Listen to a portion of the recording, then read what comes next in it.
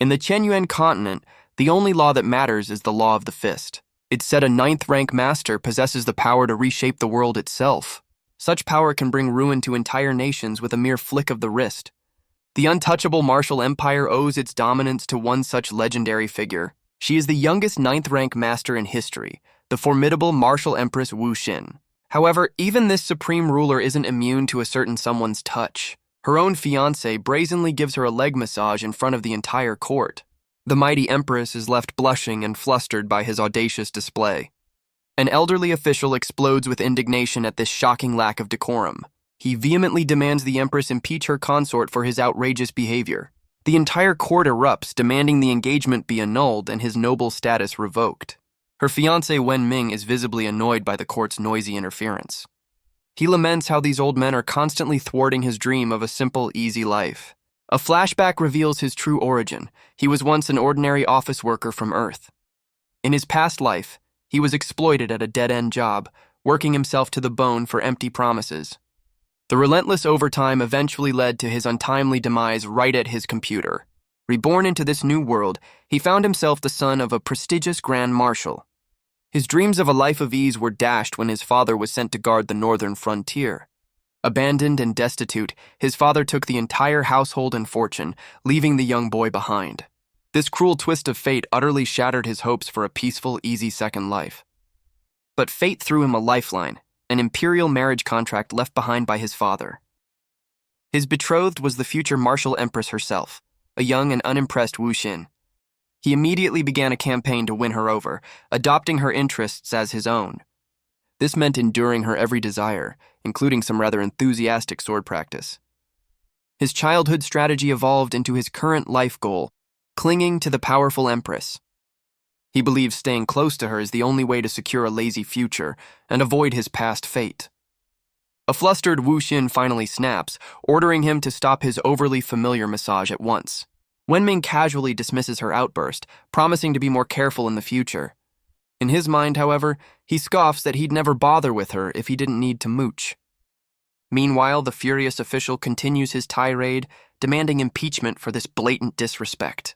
Wenming fires back, claiming a healthy empress ensures a stable empire, and accuses the officials of sowing discord. The empress, her patience wearing thin, orders them to stop their bickering. With a single word, she commands silence, her authority absolute. A terrifying aura explodes from her, sending the entire court reeling from the pressure.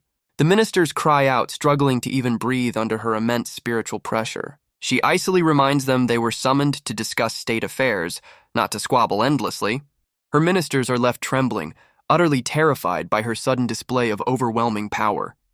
In perfect unison, the entire court prostrates themselves, begging for their ruler's forgiveness. Wenming smugly pats his fiancé's shoulder, gloating that she has finally put the old men in their place. But the lead official's glare proves his indignation is far from over. Wenming internally vows that once married, he'll make these old officials kneel and beg for mercy. His gloating is cut short as the empress turns her piercing glare directly on him. She sternly reminds him that until they are wed, he is not to refer to her so familiarly. Wu Xin lets out a weary sigh, clearly exasperated by her fiancé's endless antics. Undeterred, Wenming quietly schemes about imposing his own house rules on the powerful empress after their marriage. When she catches him mumbling, he quickly pivots, cheekily offering her another leg massage. The empress shuts him down, turning her attention back to the court and an urgent report from the northern frontier. The lead official reports that scouts have spotted barbarian tribes mobilizing for a large-scale attack. He warns that the enemy likely sees her new reign as a moment of weakness to exploit. Wenming, however, steps forward with a dazzling smile, confidently telling his fiancée not to worry. He boasts that his invincible father would never let the barbarians cross the border. The empress concedes that while her fiancé is a fool, his father is truly an unparalleled warrior. His confident declaration is cut short as a messenger bursts into the throne room with an urgent report. The messenger dashes through the stunned court, creating a blur of motion and urgency. She announces she carries a critical dispatch directly from the northern frontier. Grand Marshal Zhu Yue kneels before the throne, presenting the scroll to her empress. Wenming erupts in celebration, certain the scroll details his father's glorious victory. He then mocks the elderly official, telling him to learn what true service to the empire looks like. The Empress commands the report be read, while Wenming insists every heroic detail be announced loudly. The messenger begins, detailing a massive barbarian invasion and his father's interception as Wenming nods in smug approval. The messenger continues her report, her tone turning grim as she describes the battle raging into the night. The devastating conclusion is then announced. Grand Marshal Wentian has betrayed the Empire and joined the barbarians. Wenming's world comes crashing down, his smug grin replaced by sheer uncomprehending shock. Before he can react, Grand Marshal Zhu Yui's hand clamps down on his arm with immense force. He is violently restrained, letting out a cry of panic and confusion in front of the entire court. Zhu Yui asks the Empress for judgment on the traitor's son, as Wenming desperately pleads that it's all a misunderstanding. The lead official sneers at his denial, rebuking him for daring to make excuses for such a crime. He then levels a damning accusation, claiming Wenming must be a spy planted by his treacherous father. The rest of the court eagerly agrees, with officials demanding various forms of extreme punishment. Amidst the bloodthirsty calls for his head, the Empress sits silently on her throne, her face an unreadable mask. Wenming internally rages at his father's betrayal, wondering why he was so cruelly left behind. He laments that all his efforts to secure an easy life by winning over the Empress have been destroyed by his father's actions. A fierce determination ignites within him. He refuses to accept this grim fate.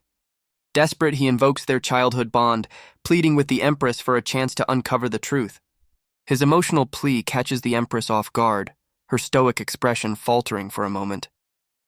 Memories of their shared childhood flash through her mind, from playful teasing to moments of genuine comfort. The Empress announces she will spare his life, leaving Wenming stunned with relief. The court officials immediately protest her decision, vehemently demanding his execution. The Empress roars for silence, her command cutting through the court's furious uproar. She declares that while his life is spared, he will not escape punishment for his father's crimes.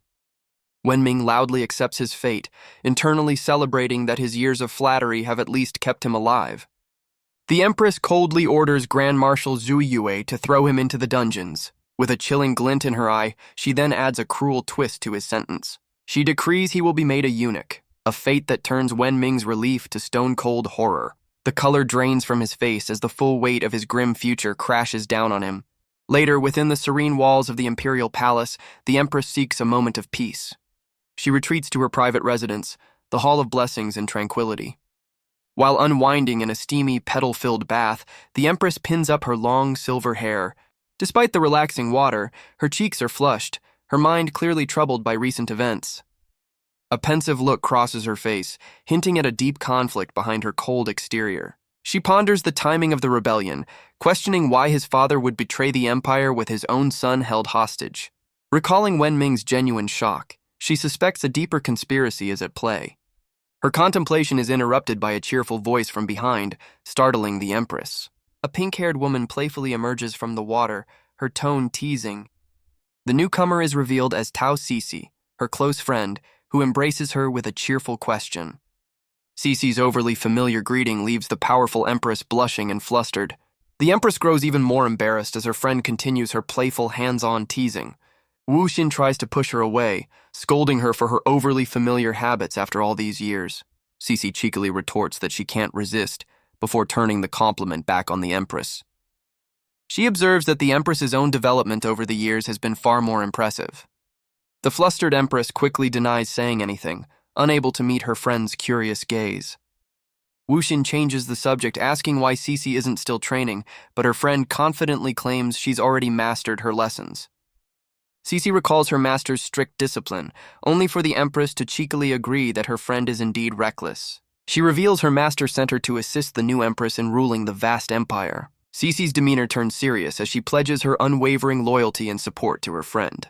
She makes a solemn vow on behalf of her sect, promising to help Wu Xin face any challenge, moving the Empress with her sincerity.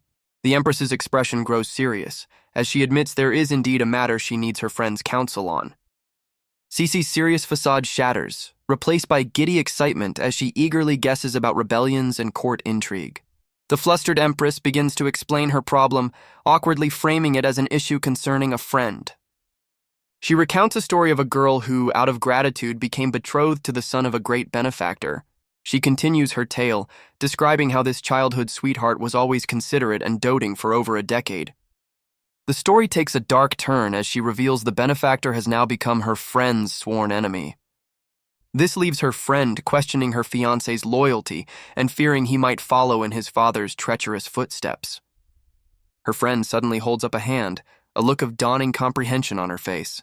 Cece's intense gaze pierces through the flimsy disguise, realizing the Empress is talking about herself. Her friend erupts in laughter, completely amused that the mighty Empress is agonizing over such a simple problem. She cheekily recalls her master's teaching that a man's actions will always betray his true feelings. A brilliant, if mischievous, idea strikes her. They should test his loyalty by seeing if he can resist temptation. A glint of determination appears in the Empress's eye as she seriously considers her friend's cunning suggestion. With newfound resolve, the Empress declares her decision is made, leaving her friend eager to hear the plan. The Empress reveals her plan, appointing a completely stunned Cece to be the one to seduce her fiancé. A close-up on Cece's eye reveals her utter shock as the Empress's audacious request registers.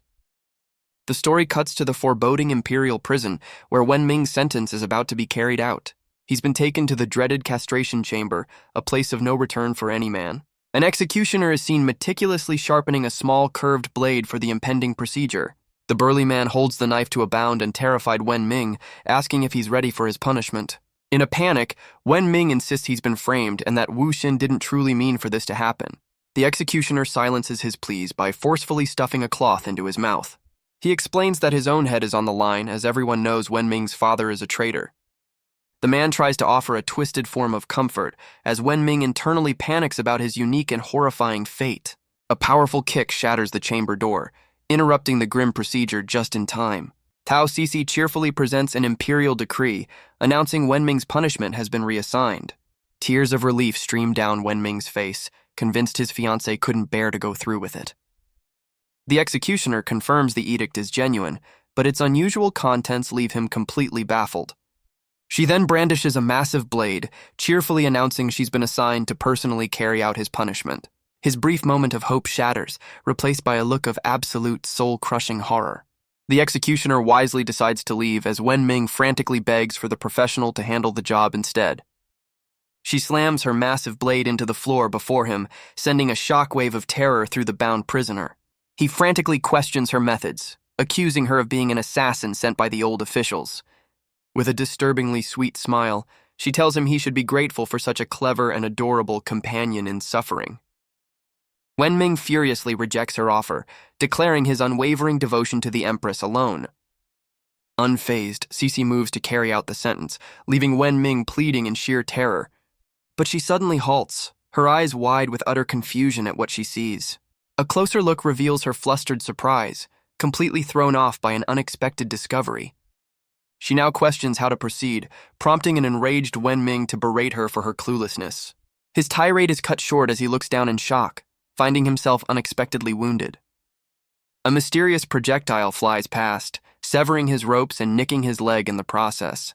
The nearby executioner sheds a single tear, lamenting the addition of another eunuch to the palace. Now freed, Wenming frantically yells at a blood-splattered Cece to help him with his bleeding leg. She can only offer a sheepish grin, admitting she might have forgotten a crucial part of the plan. Cece dramatically collapses, confessing she has a crippling fear of blood. Wenming stares in disbelief at his utterly incompetent executioner. He desperately yells at her to stop his bleeding before she passes out from the sight of it. Later that night, Wenming is recovering in the steward hall. He tearfully tends to his wound, wondering where the Empress found such a ruthless maid. He breathes a sigh of relief, realizing her fainting saved him from the full punishment, as the cut was only on his thigh. A grim determination settles over him. He knows his life depends on keeping his true condition a secret. His thoughts are cut short by the sound of approaching footsteps outside his door.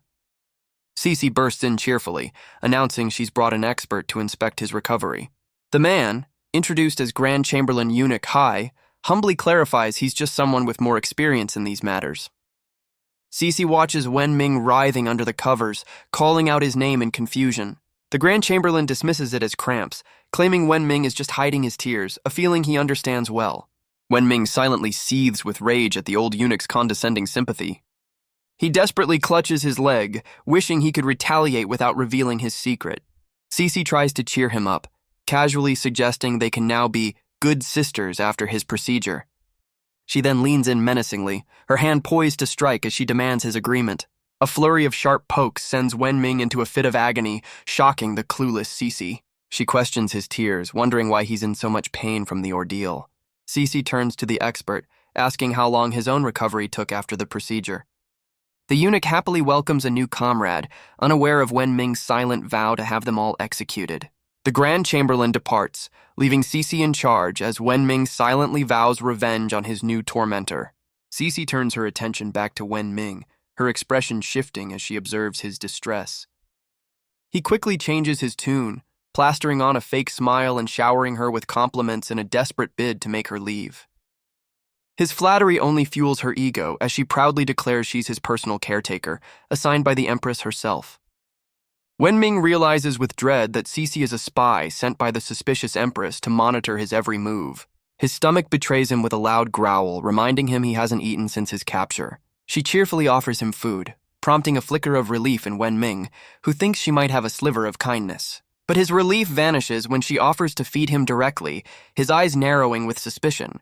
Before he can protest, she aggressively shoves an entire steamed bun into his mouth.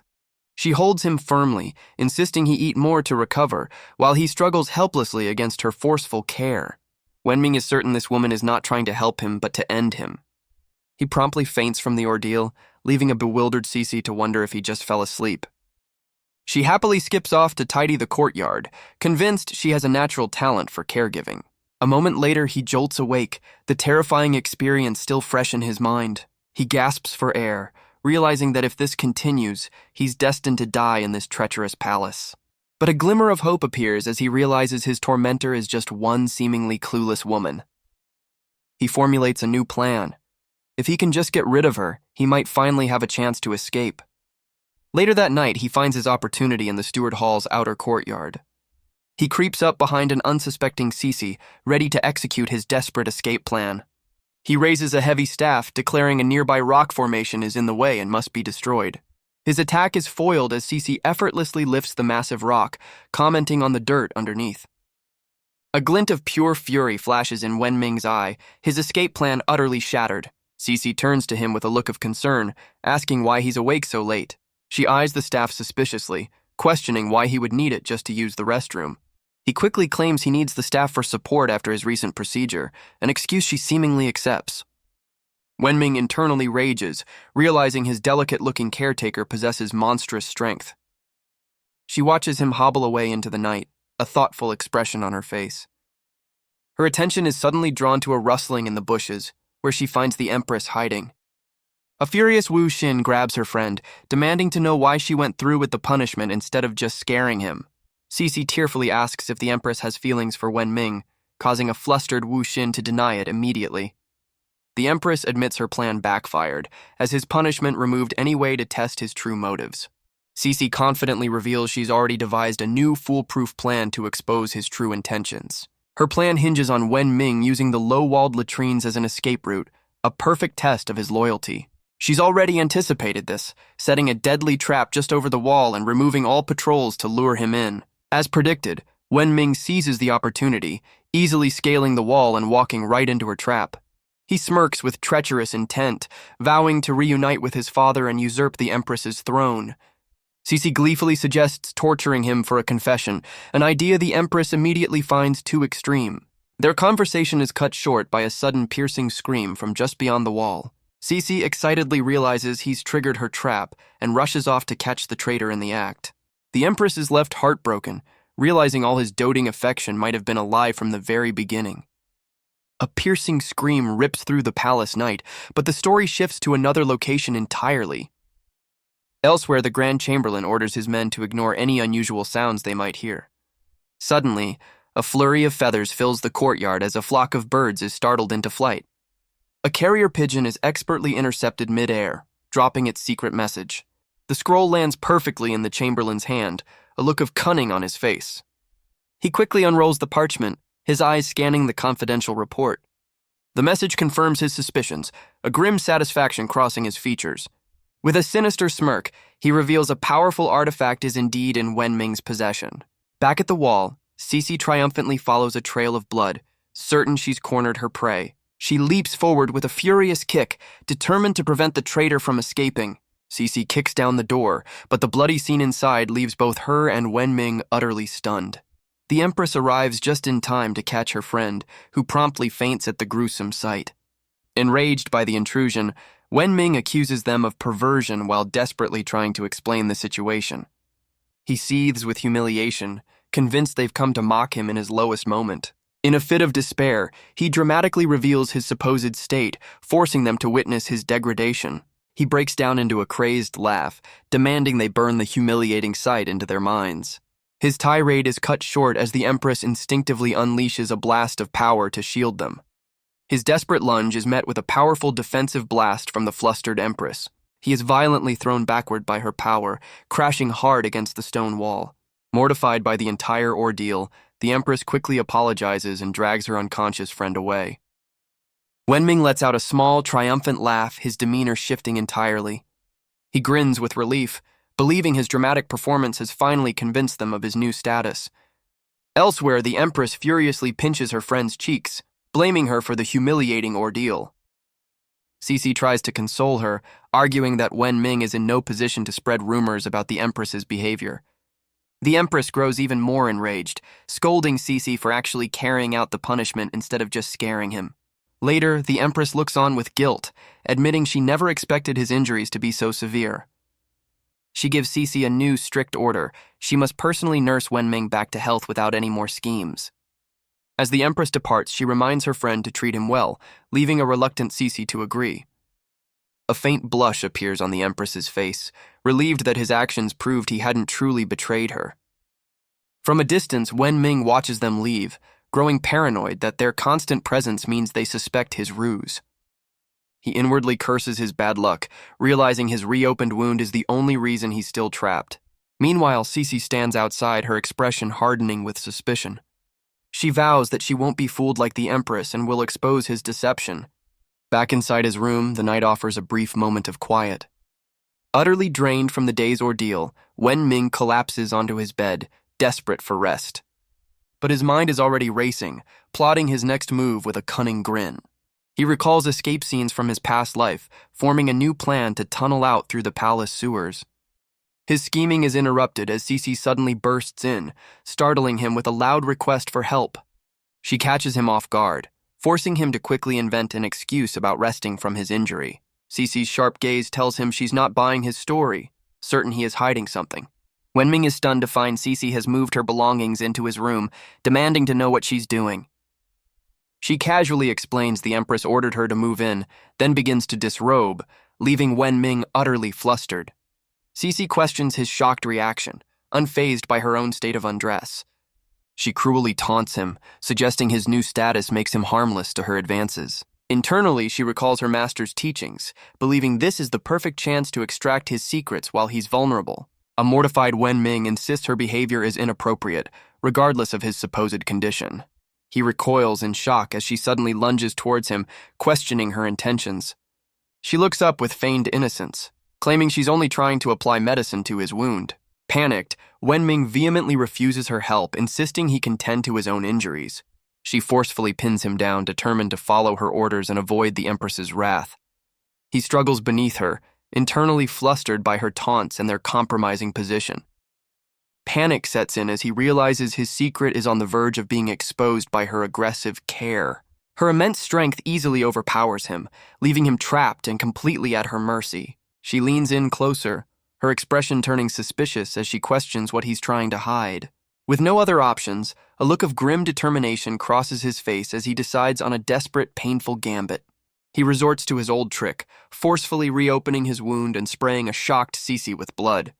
The plan works perfectly as his tormentor panics at the sight of blood, leaving a nearby guard utterly bewildered. Later, he finds his tormentor has fainted and completely taken over his bed, adding insult to his injury.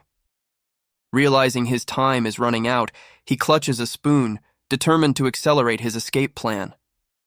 But just as he's about to begin, a hand suddenly grabs his face, halting his secret operation. Cece grabs him in her sleep, demanding a confession even while unconscious. He's horrified that her interrogation continues even in her dreams. While still dreaming, she reaches out, vowing to expose his weakness. Her hand lands on him, leaving him flustered by her unconscious, invasive search. Her hand closes around a nearby object, leaving Wenming utterly mortified by the accidental discovery. The sheer humiliation of the moment makes him wish for a swift end to his suffering. He breathes a sigh of relief as she finally rolls away, realizing he narrowly avoided being exposed. Just as he relaxes, a spectral figure rises from the bed, his relief turning to terror once more. He realizes with horror that it's just Cece, now sleepwalking with an eerie, vacant stare. Before he can react, she lunges forward and grabs his wrist with immense, sleep-fueled strength. Cece leans in menacingly, demanding to know what he's hiding under the covers. Her invasive search continues, leaving Wenming completely trapped and flustered. Her hand closes around a mysterious object, and she innocently questions what she's found. He panics, certain his secret is about to be exposed with disastrous consequences. With a look of gleeful determination, she prepares to reveal his secret once and for all. The intense moment breaks as she wakes up, now holding the spoon he'd been clutching. She questions his strange choice of bedfellow as he quickly invents a story about a midnight snack. Unimpressed by his excuse, she casually discards the spoon, much to his alarm. He silently celebrates his quick thinking, relieved that his makeshift decoy saved him from being discovered. She dismisses the strange incident and orders him to get ready for breakfast, her duty as his caretaker resuming. Wenming nervously asks what she's prepared for breakfast as she rummages through a bag. She proudly presents a mountain of steamed buns, the same food she used to torment him before. The memory of being force-fed sends him into a state of pure, unadulterated terror. His desperate plea to be left alone echoes through the courtyard as he makes a run for it. 7 days pass, giving Wenming a brief respite from his tormentor. The Grand Chamberlain arrives, announcing it's time for Wenming to begin his official duties. Cece cheerfully greets the eunuch, while a visibly exhausted Wenming sits miserably at the table. Despite her claims of his recovery, Wenming looks completely broken, weeping over his food. The Grand Chamberlain expresses his concern, suggesting Wenming needs more time to recuperate. In a desperate move, Wenming grabs the eunuch's sleeve, silently pleading for a way out. Wenming desperately begs the eunuch to take him away, unconcerned with the destination. The Grand Chamberlain departs with a tearful Wenming clinging to him as Cece waves them off. Cece's expression turns serious, questioning if Wenming's week-long act of innocence is genuine. Now free, Wenming eagerly agrees to any task that keeps him away from his tormentor. A cunning glint flashes in the Grand Chamberlain's eye, revealing a hidden agenda. The eunuch reassures Wenming that his former status will guarantee him a comfortable position. Wenming grows suspicious, wondering about the true motive behind the eunuch's sudden kindness. He is then led to the imperial kitchen, his new workplace. His new job is revealed to be a food taster, a sight that leaves the starving Wenming drooling. But the eunuch adds a cruel twist, warning him he can only take a single bite of each dish. Wenming immediately defies the rule, taking a comically large bite that shocks the eunuch. The Chamberlain feigns pity and allows him to eat, secretly seething that he can't punish him yet. His feast is cut short as Wenming suddenly drops to his knees, catching the eunuch completely off guard. He begins a dramatic performance, declaring the eunuch is the only person who has shown him kindness. With a flourish, he asks the stunned eunuch to become his godfather, sealing his act of loyalty. When the eunuch hesitates, Wenming loudly disowns his traitorous father, clearing the way for his new family tie. His passionate speech completely fools the eunuch, who is moved to tears by his apparent righteousness. The two share a tearful embrace, with the eunuch promising to protect his new son. But Wenming's face twists into a malicious grin, revealing his plan to use the old man as a pawn. Unbeknownst to him, the eunuch is also plotting, sneering at Wenming's gullibility and planning his eventual disposal. The eunuch is taken aback as his new godson continues to whine and cling to him. Wenming shamelessly pushes his luck, suggesting they order more dishes for him to taste test. The Chamberlain offers to take him somewhere else, privately fuming over his new godson's insatiable hunger. When Wenming feigns concern about skipping work, the eunuch reassures him that his new status grants him special privileges. He then orders Wenming to change, seeing a perfect chance to investigate him for the hidden artifact. The eunuch leads him through the city to a lively district known as Flower Street. Wenming is stunned to realize his godfather has brought him to a high-end pleasure house.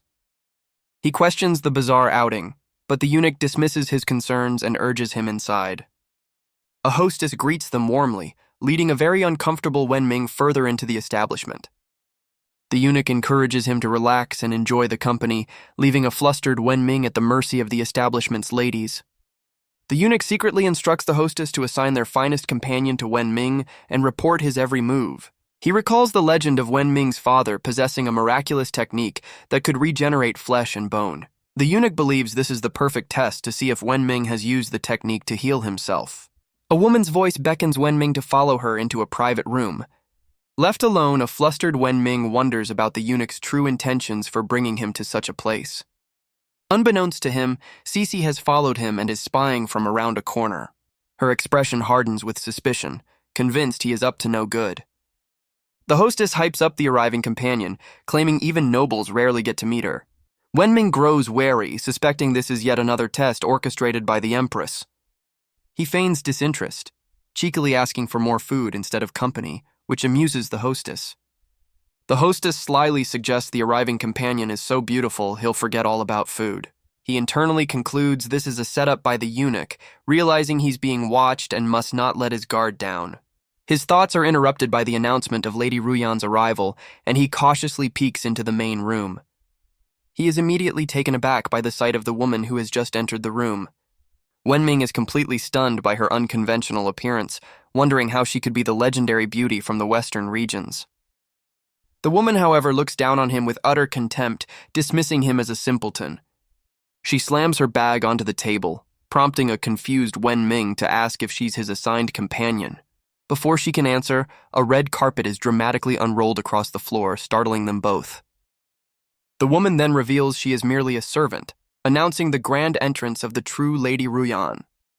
A pair of elegant feet step onto the carpet, a delicate bell on one ankle hinting at the newcomer's grace. A striking figure steps forward, her presence immediately capturing everyone's attention.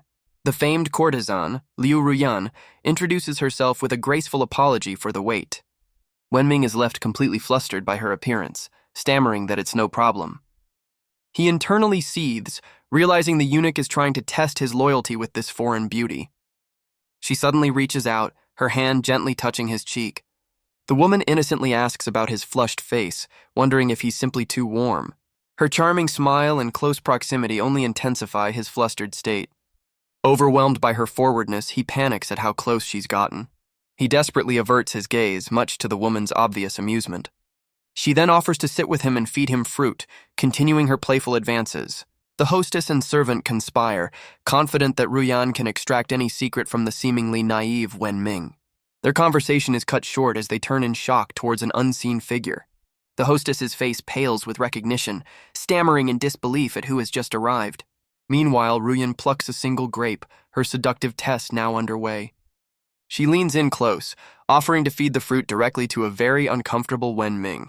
He desperately tries to refuse, internally steeling himself against her alluring temptation. Unfazed, she playfully flicks his forehead, amused by his flustered reaction.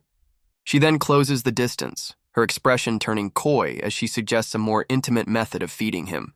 Wenming grits his teeth in a silent rage, wondering how anyone could be expected to resist such a skilled enchantress. A cunning glint appears in her eye as she realizes how easily flustered he is, certain her plan to expose him will succeed. The hostess desperately tries to stop an unwelcome guest, explaining that Lady Ruyan is already occupied. An arrogant young nobleman shoves the hostess aside, angrily demanding she get out of his way. He proudly announces he's the Prime Minister's son, Jia Zhengdao, and dares anyone to defy him. Wenming's face drains of color as he recognizes the infamous son of a powerful court official. He imagines the catastrophic fallout if this man reports his location to the Empress, envisioning a grim fate. Realizing he has no other choice, Wenming resolves to take a desperate gamble to control the situation. The nobleman loudly declares he's come to celebrate the news of Wenming's recent punishment. He arrogantly demands the company of the top courtesan, believing it's his right as a man of high status. To prove his point, he throws a heavy pouch of silver at the flustered hostess, dismissing the cost. From a hidden vantage point, the Grand Chamberlain secretly observes the unfolding drama, his plan proceeding perfectly. The Grand Chamberlain seethes in secret, his plans jeopardized by the arrogant nobleman's arrival. The nobleman barges in, eager to see the famed Western courtesan for himself. His arrogant demeanor falters as he lays eyes on Lady Ruyan, clearly captivated. Ruyan cleverly dismisses Wenming, claiming he fled the moment he heard the nobleman's name. Her flattery works perfectly, stroking the nobleman's ego as he praises Wenming's wise decision to flee. Hidden from view, a terrified Wenming desperately hopes her act will be enough to get rid of the intruder. Ruyan maintains her composure, knowing she can't let Wenming be discovered before she gets what she needs from him. The nobleman showers her with compliments, completely enchanted by her beauty and charm. While the nobleman is lost in delight, Ruyan internally fumes, disgusted by his advances. She decides to play along for now, offering him wine to de-escalate the situation and maintain control. The nobleman's advances become physical as he caresses her hand, much to her displeasure. She pulls away, reminding him that as a courtesan, she sells art, not her affection. Ignoring her protests, the nobleman lunges forward, his intentions clear and unwelcome. But the famed courtesan reveals her true skills, unleashing a flurry of kicks that send the guards flying. In the chaos, Wenming is suddenly grabbed from behind, his mouth covered before he can react. The nobleman watches in stunned silence as Ruyan spins across the floor with incredible speed. She finishes her counterattack with a powerful kick that sends a shockwave through the room. Jia Zhengdao can only stare in utter disbelief, questioning if this is the same delicate woman. In a flash, Ruyan grabs the disguised Wenming and pulls him under her cloak, hiding him from view. She then collapses onto the bed, feigning shock at the nobleman's forcefulness to cover her actions. Hidden beneath her cloak, Wenming realizes her martial skills are far too advanced for a simple courtesan. His hand brushes against something unexpected, and his eyes widen in shock at the discovery. Ruyan's face contorts in horror, completely startled by his accidental touch.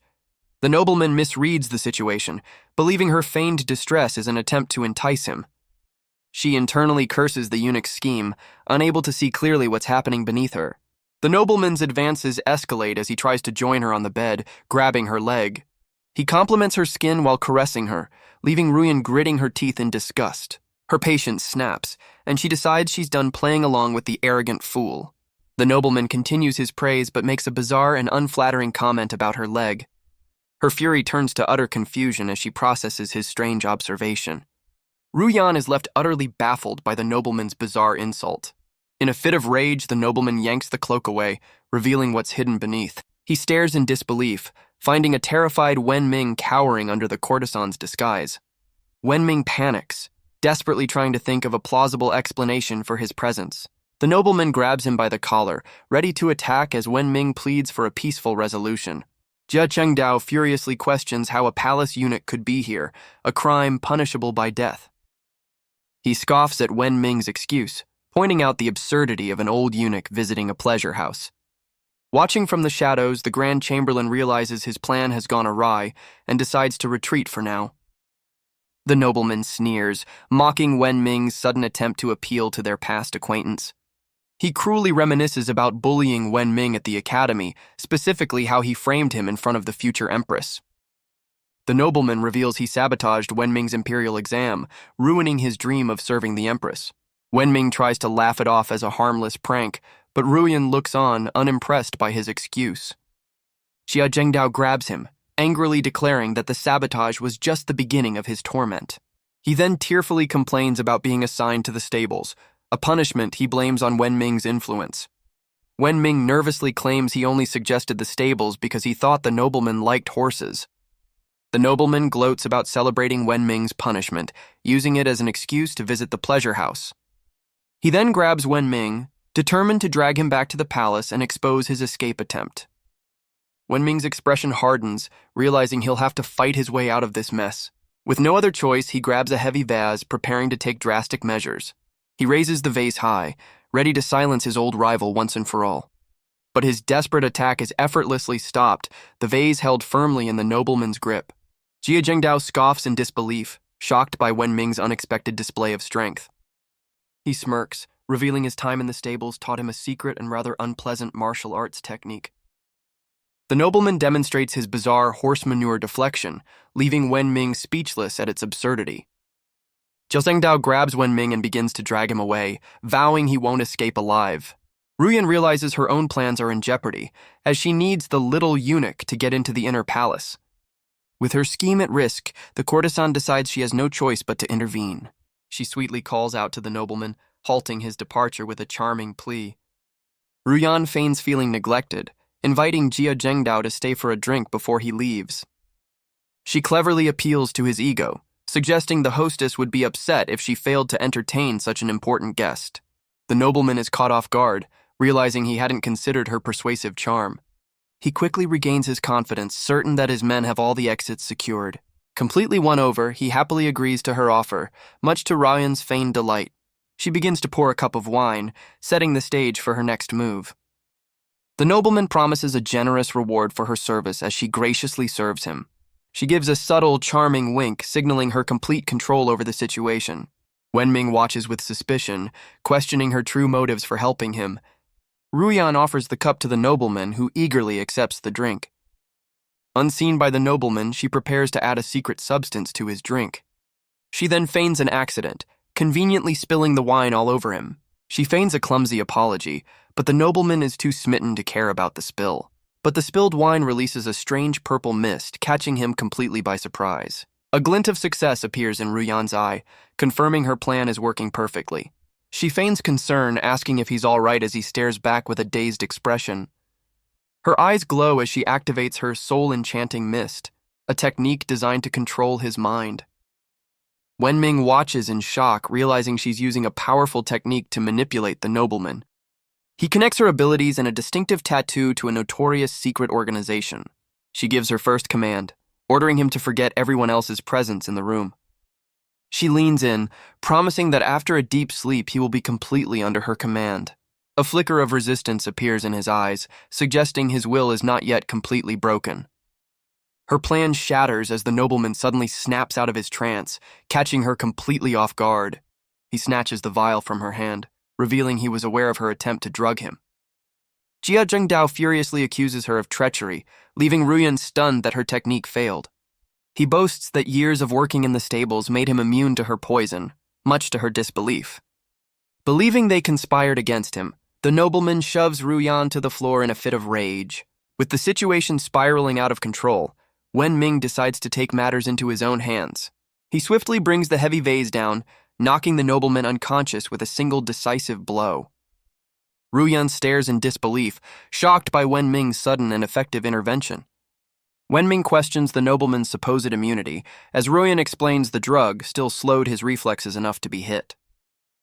He grows suspicious of her true identity, but she cheekily claims her actions were all just a jest to save him. She leans into a flustered Wenming, claiming it was love at first sight that made her intervene. He tries to push her away, but his hand is caught in an awkward position. She teases him, acknowledging her charms failed, but revealing she has other ways to get what she wants. With a swift kick, she easily overpowers him, sending him tumbling to the floor. She looms over him, pointing out that while he's clever, he's no match for her strength. Pinning him down, she reassures him with a sly smile that she won't hurt him if he cooperates. Trapped beneath her, he desperately warns her to back off, completely overwhelmed by the situation. His face flushes as he struggles to suppress an involuntary physical reaction to their proximity. Her confident demeanor falters as she senses something is amiss. She looks down in shock, startled by an unexpected development beneath her. Her face flushes with pure shock, completely caught off guard by the unexpected revelation. Nearby onlookers gossip, impressed by the courtesan's apparent discovery about the young master. She furiously accuses him of deception, realizing his supposed status as a eunuch was a complete lie. Refusing to accept his pleas of a misunderstanding, she applies painful pressure to prove her point. She seethes with rage, realizing the intelligence she received was completely wrong, leaving Wenming in agony. The courtesan's fury turns to humiliation, fearing for her dignity if word of this encounter gets out. Deciding there's only one way to protect her secret, she draws a dagger, intending to silence him for good. Wenming stares in horror as she lunges, realizing she is genuinely trying to end his life. He desperately rolls out of the way, narrowly avoiding her deadly strike as she misses her target. Scrambling away, he laments his terrible luck, wondering how a simple outing turned into another fight for his life. Ruyan unleashes her full power, leaping through the air for a devastating attack on the fleeing Wen Ming. Her powerful blow sends him crashing into a pillar, the force of the impact stunning him. With her dagger raised, she furiously condemns him for his deception, vowing to end his life. He desperately plays his trump card, questioning how she'll complete her mission for the Heaven Lotus sect if he's dead. She freezes mid-attack, his unexpected knowledge leaving her completely stunned. He scoffs at her flustered denial, pointing out her terrible lying skills and telling her to lower her weapon. She awkwardly tries to diffuse the tension, claiming she simply got a little too worked up. She internally panics, realizing her cover is blown and that she'll be in grave danger if her secret gets out. She quickly reverts to her charming facade, questioning why he'd joke about such a deadly crime, but he sees right through her act. He confidently reveals her secret, stating he saw the Heaven Lotus sect's tattoo on her back with his own eyes. Ruyan's expression turns murderous, declaring his knowledge of her secret has sealed his fate. Their tense standoff is shattered by a loud commotion coming from just outside the room. Cece storms into the establishment, followed by a clearly uncomfortable, disguised Empress. The Empress looks on in disbelief, wondering why Wen Ming would frequent such a place. Cece's eyes gleam with triumph, convinced she's finally caught him in a truly compromising act. The nobleman's guards attempt to block her path, completely underestimating her determination. With a single powerful kick, she effortlessly sends the guards flying and bursts through the door. She finds Ruyan pinning a startled Wen Ming to the floor, both looking up in complete shock. The Empress arrives right behind her, taken aback by the chaotic scene she's walked into. Wen Ming immediately switches tactics, tearfully greeting the Empress with an overly dramatic display of loyalty. The Empress stares down at the scene, her expression a mixture of anger and disbelief. Ruyan assesses the young ruler, noting the Empress is even younger than she'd imagined. She's immediately intimidated by the Empress's terrifying aura, realizing it rivals even her own master's power. Cece furiously confronts Wen Ming, questioning why a eunuch would be in such a shady establishment. She scoffs at his excuse, pointing out he was caught in a compromising position with the courtesan. Wen Ming freezes, feeling the Empress's chilling gaze fixed directly on him. He turns in terror, realizing just how much trouble he's in with the enraged Empress. Ruyan silently threatens him, warning that if he exposes her, she'll ensure they both go down together.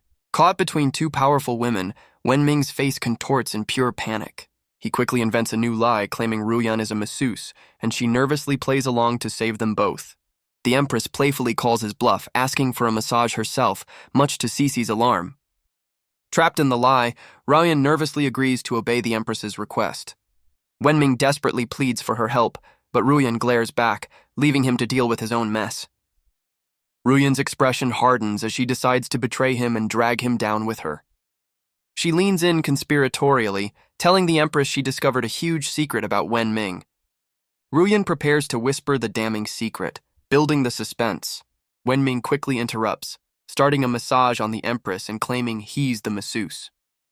He explains Ruyan was just testing his skills, an excuse the Empress accepts while Cece fumes in disbelief. In a hushed panic, they argue over who should take the blame for the suspicious situation. Cece's sharp eyes catch their act, accusing them of secretly communicating and deepening the Empress's suspicion. Cece points to the unconscious nobleman, demanding to know why a simple massage practice resulted in casualties. Wen Ming launches into a tearful performance, claiming the nobleman lured him here for humiliation and he had to fight for his life. The Empress is moved by his story, her pity growing as Cece fumes, frustrated that she's falling for his act again. Refusing to be fooled, Cece grabs the nobleman, announcing she'll wake him up to expose Wen Ming's web of lies. She begins to forcefully rouse the nobleman, causing Wen Ming to panic as his story is about to unravel. The nobleman groggily awakens, completely disoriented and unaware of his surroundings. Wen Ming's face drains of color, realizing his elaborate deception is on the verge of collapsing. Jia Zhengdao's confusion turns to rage as he recognizes Wen Ming glaring at his old rival. Cece gleefully encourages the nobleman to reveal everything, certain Wen Ming's downfall is imminent. Instead of exposing a lie, the nobleman erupts in laughter, cruelly mocking Wen Ming for his new status as a eunuch. Cece and Wen Ming are left speechless by the nobleman's bizarre and unexpected reaction. She questions his single-minded focus, wondering why he's celebrating Wen Ming's misfortune instead of exposing him. Ruyan quietly explains her mist caused partial memory loss, ensuring the nobleman can't reveal their presence. The nobleman continues his gloating, completely oblivious to the furious empress listening to his every word. He loudly proclaims his plan to replace Wen Ming and become the imperial consort, sealing his own doom. The empress icily questions his confidence, but he arrogantly boasts that his powerful father has already arranged everything. The nobleman freezes, the unfamiliar voice finally breaking through his arrogant tirade as he slowly turns. His arrogance evaporates into pure terror as he recognizes the furious empress standing before him.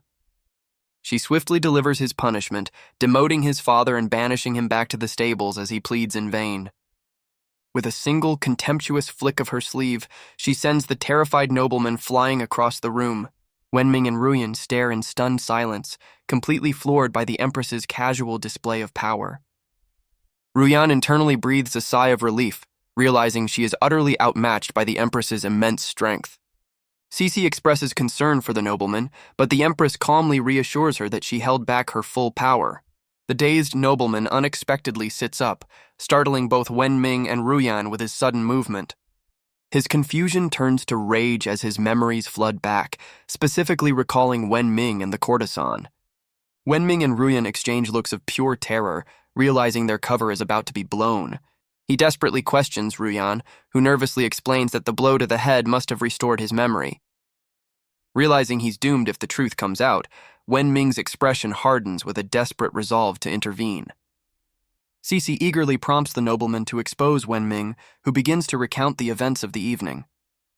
But Wenming cleverly interrupts, pointing out a rather awkwardly placed object stuck in the nobleman's trousers. With a gleeful grin, Wenming yanks the dagger free, causing a chaotic and bloody scene that horrifies everyone present. The sudden shock of the spectacle proves too much for Cece, who faints into the empress's arms. Wenming seizes the moment, urging the empress to rush her attendant to the imperial physician. As the empress departs, Wenming volunteers to handle the nobleman, successfully clearing the room of his primary threats. Now alone, Ruyan smirks, impressed by his cunning manipulation of the situation. He asks for a way to erase the nobleman's memory again, and she casually suggests another blow to the head. A sly grin crosses Wenming's face, appreciating the simple and effective nature of her plan. He dramatically presents the vase, rebranding it as his memory-erasing tool. The nobleman awakens just in time to see Wenming raising the vase, apologizing that it's for his own safety. A final, desperate scream echoes from the pleasure house as Wenming ensures the secret stays buried. With the nobleman lying unconscious, Wenming dusts off his hands, satisfied that the problem is solved. He proposes an alliance, arguing their shared crisis makes them natural partners. She scoffs at his proposal, smugly rejecting any alliance with a fake eunuch. He presses his advantage, reminding her that her sect needs an inside man and he's the perfect candidate. Still skeptical, she challenges him to give her a single reason to trust his offer of help. He reveals his true motivation, citing his father's rebellion and his own desire for revenge against the empire. She pokes a hole in his passionate speech, reminding him that he's not actually a eunuch. He offers undeniable proof of his deception, a move that leaves her utterly flustered and demanding he cover up. He argues his life is on the line if the empress discovers his secret, but she still demands more proof of his loyalty. Instead of answering, she takes action, flicking a mysterious pill into his mouth to test his loyalty. Wenming chokes in alarm, demanding to know what she just forced him to swallow. She calmly explains it's a special pill whose effects will remain dormant for 7 days. He panics, demanding to know the consequences that will unfold after the week is up. She gleefully reveals that without an antidote, he'll lose all control, completely shattering his disguise. He angrily accuses her of betrayal, but she calmly states that cooperation will turn the poison into a boon. She gives him his orders: gather intelligence from the palace and return within a week, leaving him no choice but to agree. Internally, he seethes with rage, vowing that her sect will be the first to fall after his father's rebellion succeeds. Later that night, back in Wenming's quarters, an unexpected visitor arrives. A cloaked figure silently slips into the room, revealing himself to be the Grand Chamberlain. The eunuch fumes in frustration, cursing the nobleman for ruining his carefully laid plans. The eunuch reveals he has a backup plan, pulling out a mysterious packet. He prepares to add a potent substance to a cup, his eyes glinting with malicious intent. Later, Wenming returns to his room, trying to convince a suspicious Cece that he's innocent. He nervously peers outside, admitting he's not afraid of ghosts, but of being targeted by them. Opening his door, he's startled to find Cece still there, her watchful eyes unnerving him. He notices an open window, certain he closed it before leaving and now fearing his room is haunted. Cece dismisses his concerns, suggesting his paranoia is just proof of a guilty conscience. Wenming snaps back, complaining that after a day of torment, he's completely parched. He grabs a cup of water to quench his thirst, unaware he's being watched from the rafters above. The Grand Chamberlain watches with anticipation, silently urging his godson to drink the poisoned water. Just as he brings the cup to his lips, a hand suddenly reaches out to stop him. Cece snatches the water away at the last second, leaving a shocked Wenming with his mouth agape. Her eyes narrow with suspicion as she inspects the cup, sensing something is wrong. She cheekily claims the drink for herself, infuriating Wenming, who can't believe they're fighting over water. They both pause, thinking they heard another voice, but quickly dismiss it as a simple echo. Ignoring his protests, Cece declares she's too thirsty to wait and begins to drink the water herself. She drinks greedily, carelessly spilling some of the liquid down her front in her haste. After finishing the entire cup, she lets out a sigh of satisfaction, feeling completely refreshed.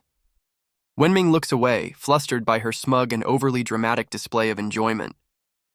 Hidden above, the Grand Chamberlain seethes in silent fury, watching his perfect plan fall apart once again. The Chamberlain realizes the powder works on anyone, seeing a new chance to test Wenming's reaction. Cece smugly dismisses his complaints, telling him to fetch his own water from the courtyard. A frustrated Wenming stomps outside with a bucket, determined to get a drink.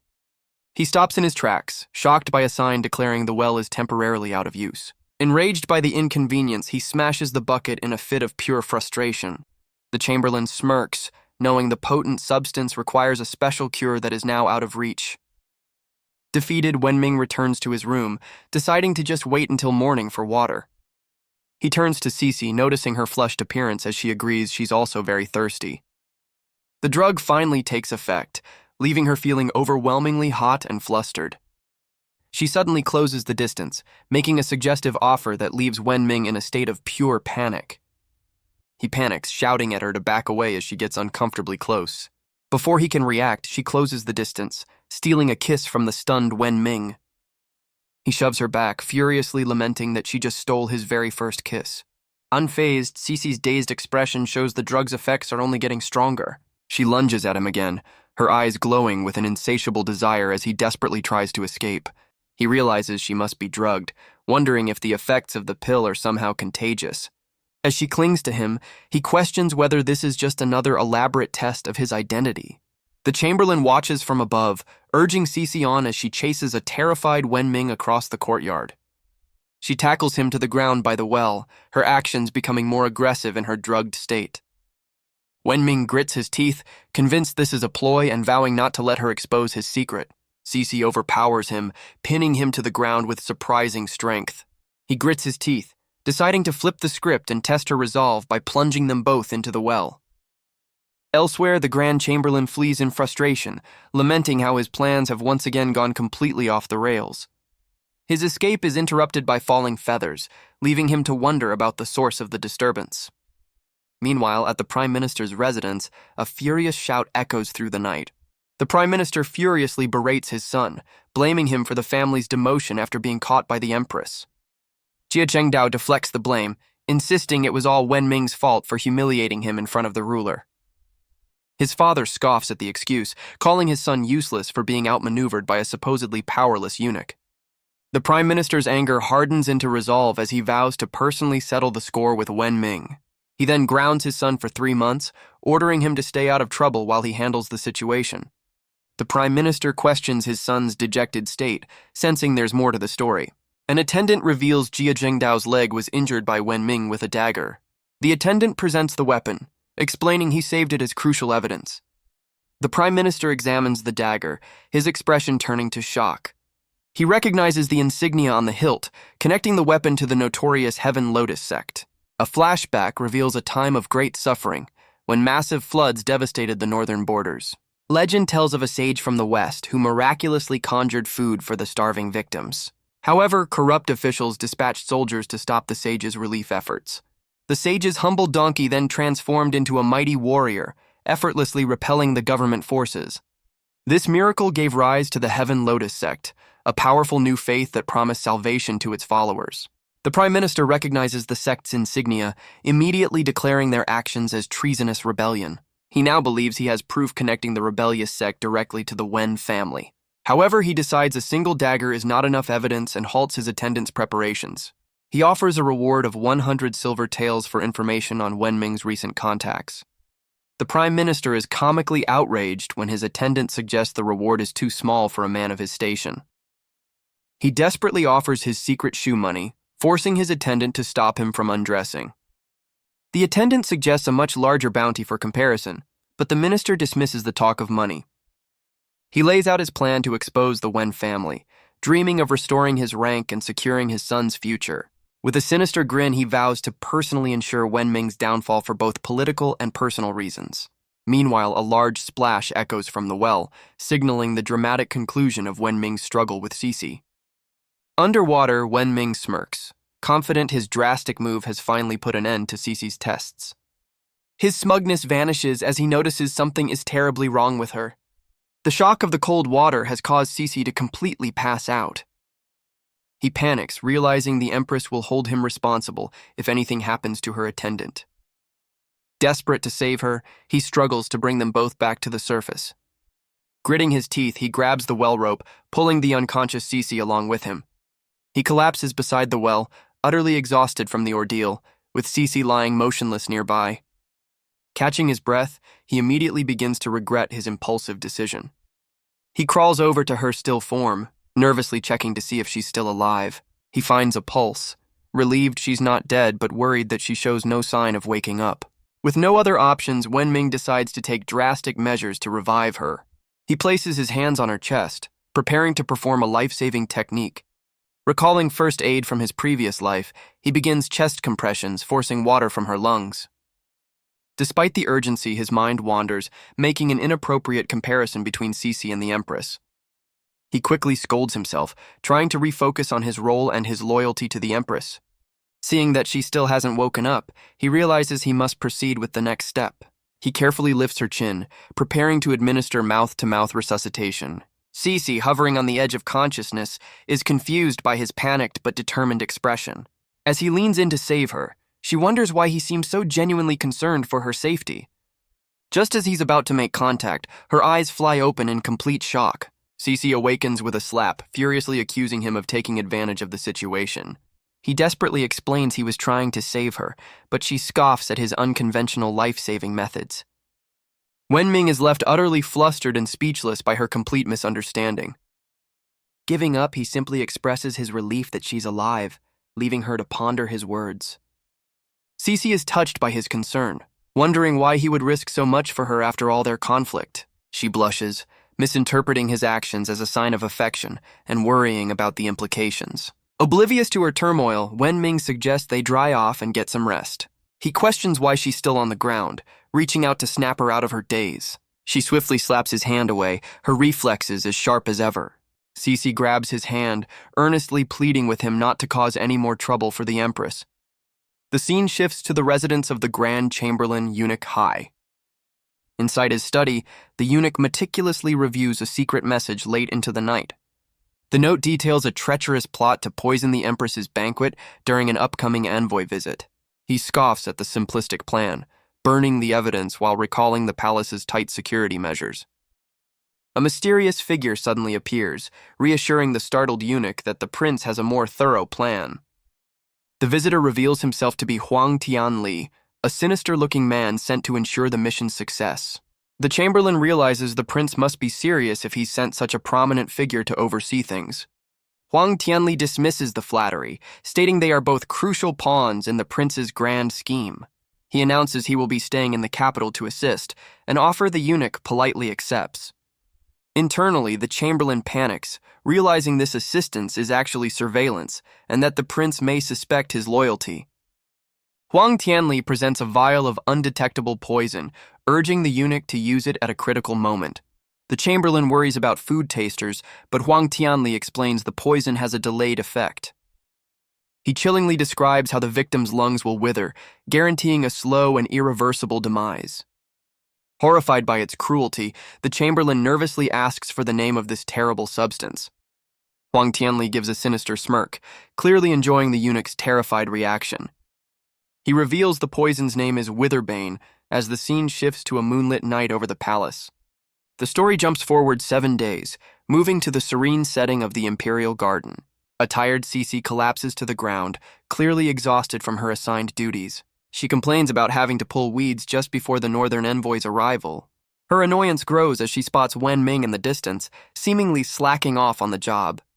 Cece glares over her shoulder, her suspicion piqued by Wen Ming's suspicious behavior. She suddenly grabs him from behind, catching the startled eunuch completely off guard. She furiously accuses him of slacking off, but he nervously tries to laugh it off as a simple break. Unconvinced, she demands to know what he's hiding, forcing him to claim it's just notes on the northern envoy. Her eyes narrow as she instantly suspects he's plotting to use the envoy to contact his traitorous father. Dismissing his flimsy excuse, she lunges to snatch the notes from him as he cries out in alarm. She tackles him to the ground, determined to get the evidence and ignoring his pleas to wait.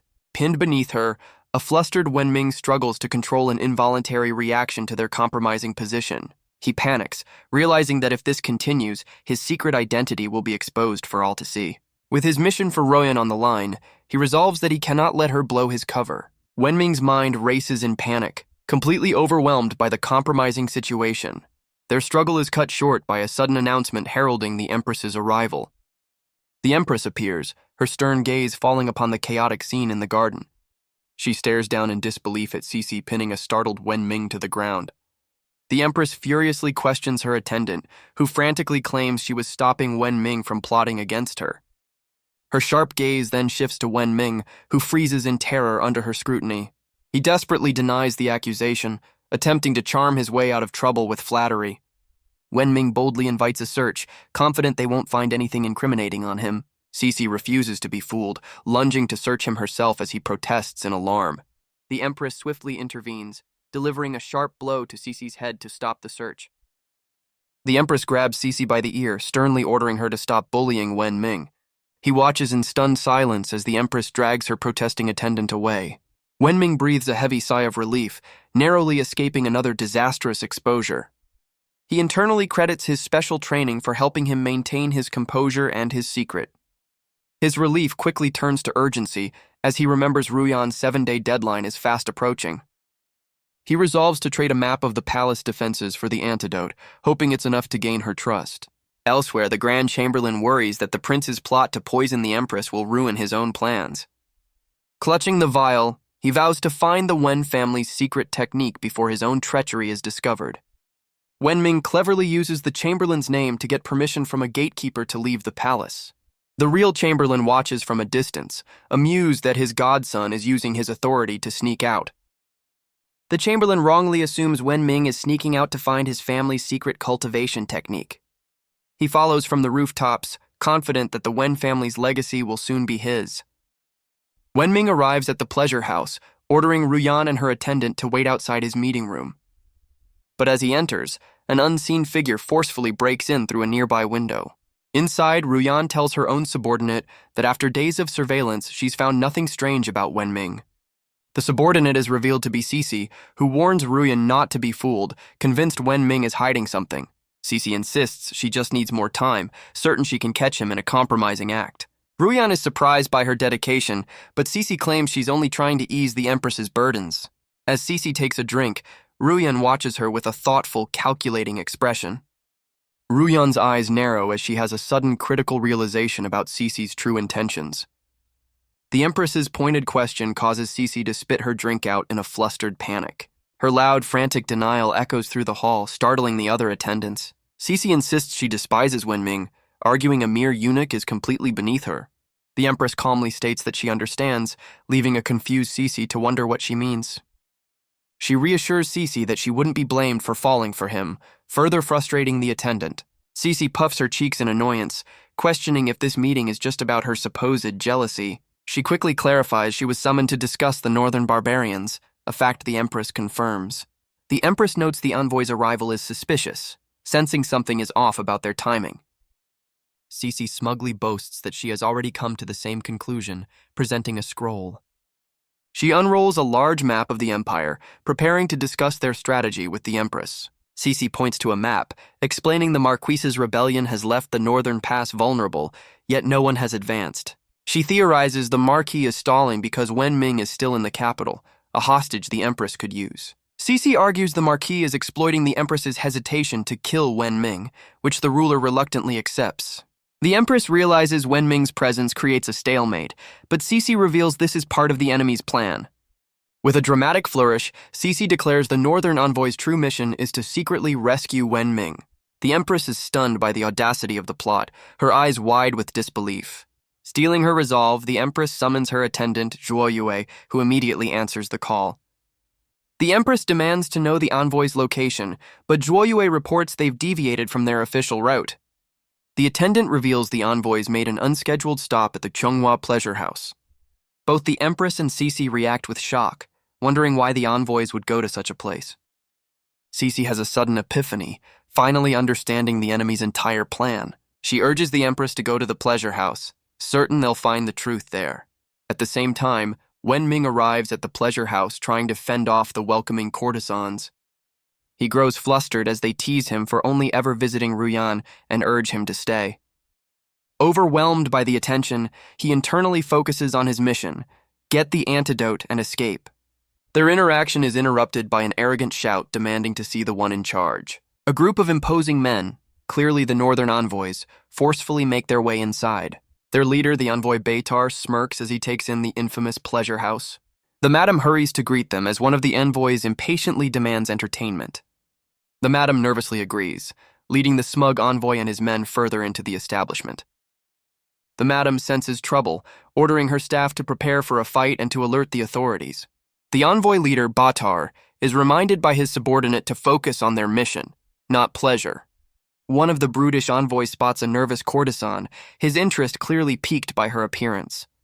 He forcefully grabs the frightened woman, demanding she accompany him. Wen Ming observes their distinct clothing, confirming they are indeed the northern envoys. Confronted for staring, Wen Ming quickly disassociates himself from the situation to avoid conflict. The envoy scoffs at his cowardice, dismissing him before walking away with the woman. Wen Ming dismisses them as common thugs, abandoning his plan to seek information about his father from them. He suddenly panics as he feels the effects of Ruyan's poison beginning to kick in. Watching from afar, the Grand Chamberlain misinterprets his haste, believing Wen Ming has found the Wen family's secret manual. Overwhelmed by the poison, a flushed Wen Ming desperately screams for Ruyan's help. Hearing his cries, Ruyan rushes down the corridor to investigate the commotion. In his haste, Wen Ming collides with her, sending them both stumbling in a chaotic embrace. The impact sends them tumbling to the ground in a heap of flailing limbs. They land in an awkward position, immediately blaming each other for the clumsy encounter. A furious Ruyan demands he get off her, clearly annoyed by their compromising situation. She threatens to make his disguise a reality after noticing his involuntary reaction, which he blames on her poison. Wen Ming quickly gets up, deciding to drop the argument and focus on the mission. He presents a scroll, revealing the palace defense layout and urgently demanding the antidote. With a sly smile, Ruyan holds out the cure, telling him to take it and then report his findings. Wen Ming inwardly celebrates his freedom, reaching for the antidote that will end his ordeal. But his triumph is cut short as the door bursts open, knocking the precious pill from his grasp. He stares in pure panic, watching his only chance at a cure fly completely out of reach. Ruyan's attention snaps to the doorway, her expression shifting as unexpected guests arrive. The northern envoys enter, their leader immediately commenting on Ruyan as Wen Ming curses their terrible timing. The envoy leader gives Ruyan a lecherous look, expressing his approval of her appearance. Ruyan feigns a welcoming smile, calmly asking the gentlemen about their sudden and disruptive entrance. The madam peeks out from a doorway, urging Ruyan to entertain the new high-paying customers. Ruyan's eye twitches in annoyance, frustrated by the madame's greedy interruption at a critical moment. Thinking quickly, she stomps on the fallen scroll, desperately hiding the sensitive palace map from prying eyes. Wen Ming panics, realizing that in her haste, Ruyan also kicked his only antidote across the room. Ruyan quickly tries to distract the envoys, inviting them in for a drink to de-escalate the situation. The envoy leader pauses, confused by a sudden thumping sound coming from under the bed. She nervously blames the noise on a rat, while a hidden Wen Ming whispers in panic. Wen Ming curls up under the bed, hoping his flexibility will be enough to keep him concealed from the envoys. They exchange furious glares, silently blaming each other for the increasingly dangerous predicament. Ruyan internally fumes, realizing she has to protect Wen Ming since he's her only asset inside the palace.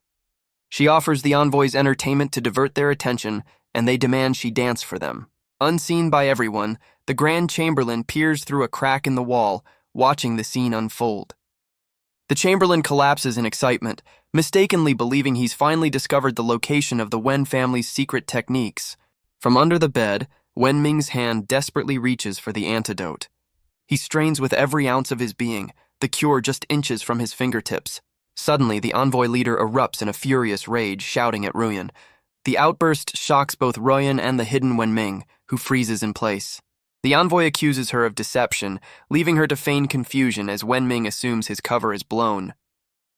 But he points not at the bed but at the wall, accusing her of planting a spy to watch them.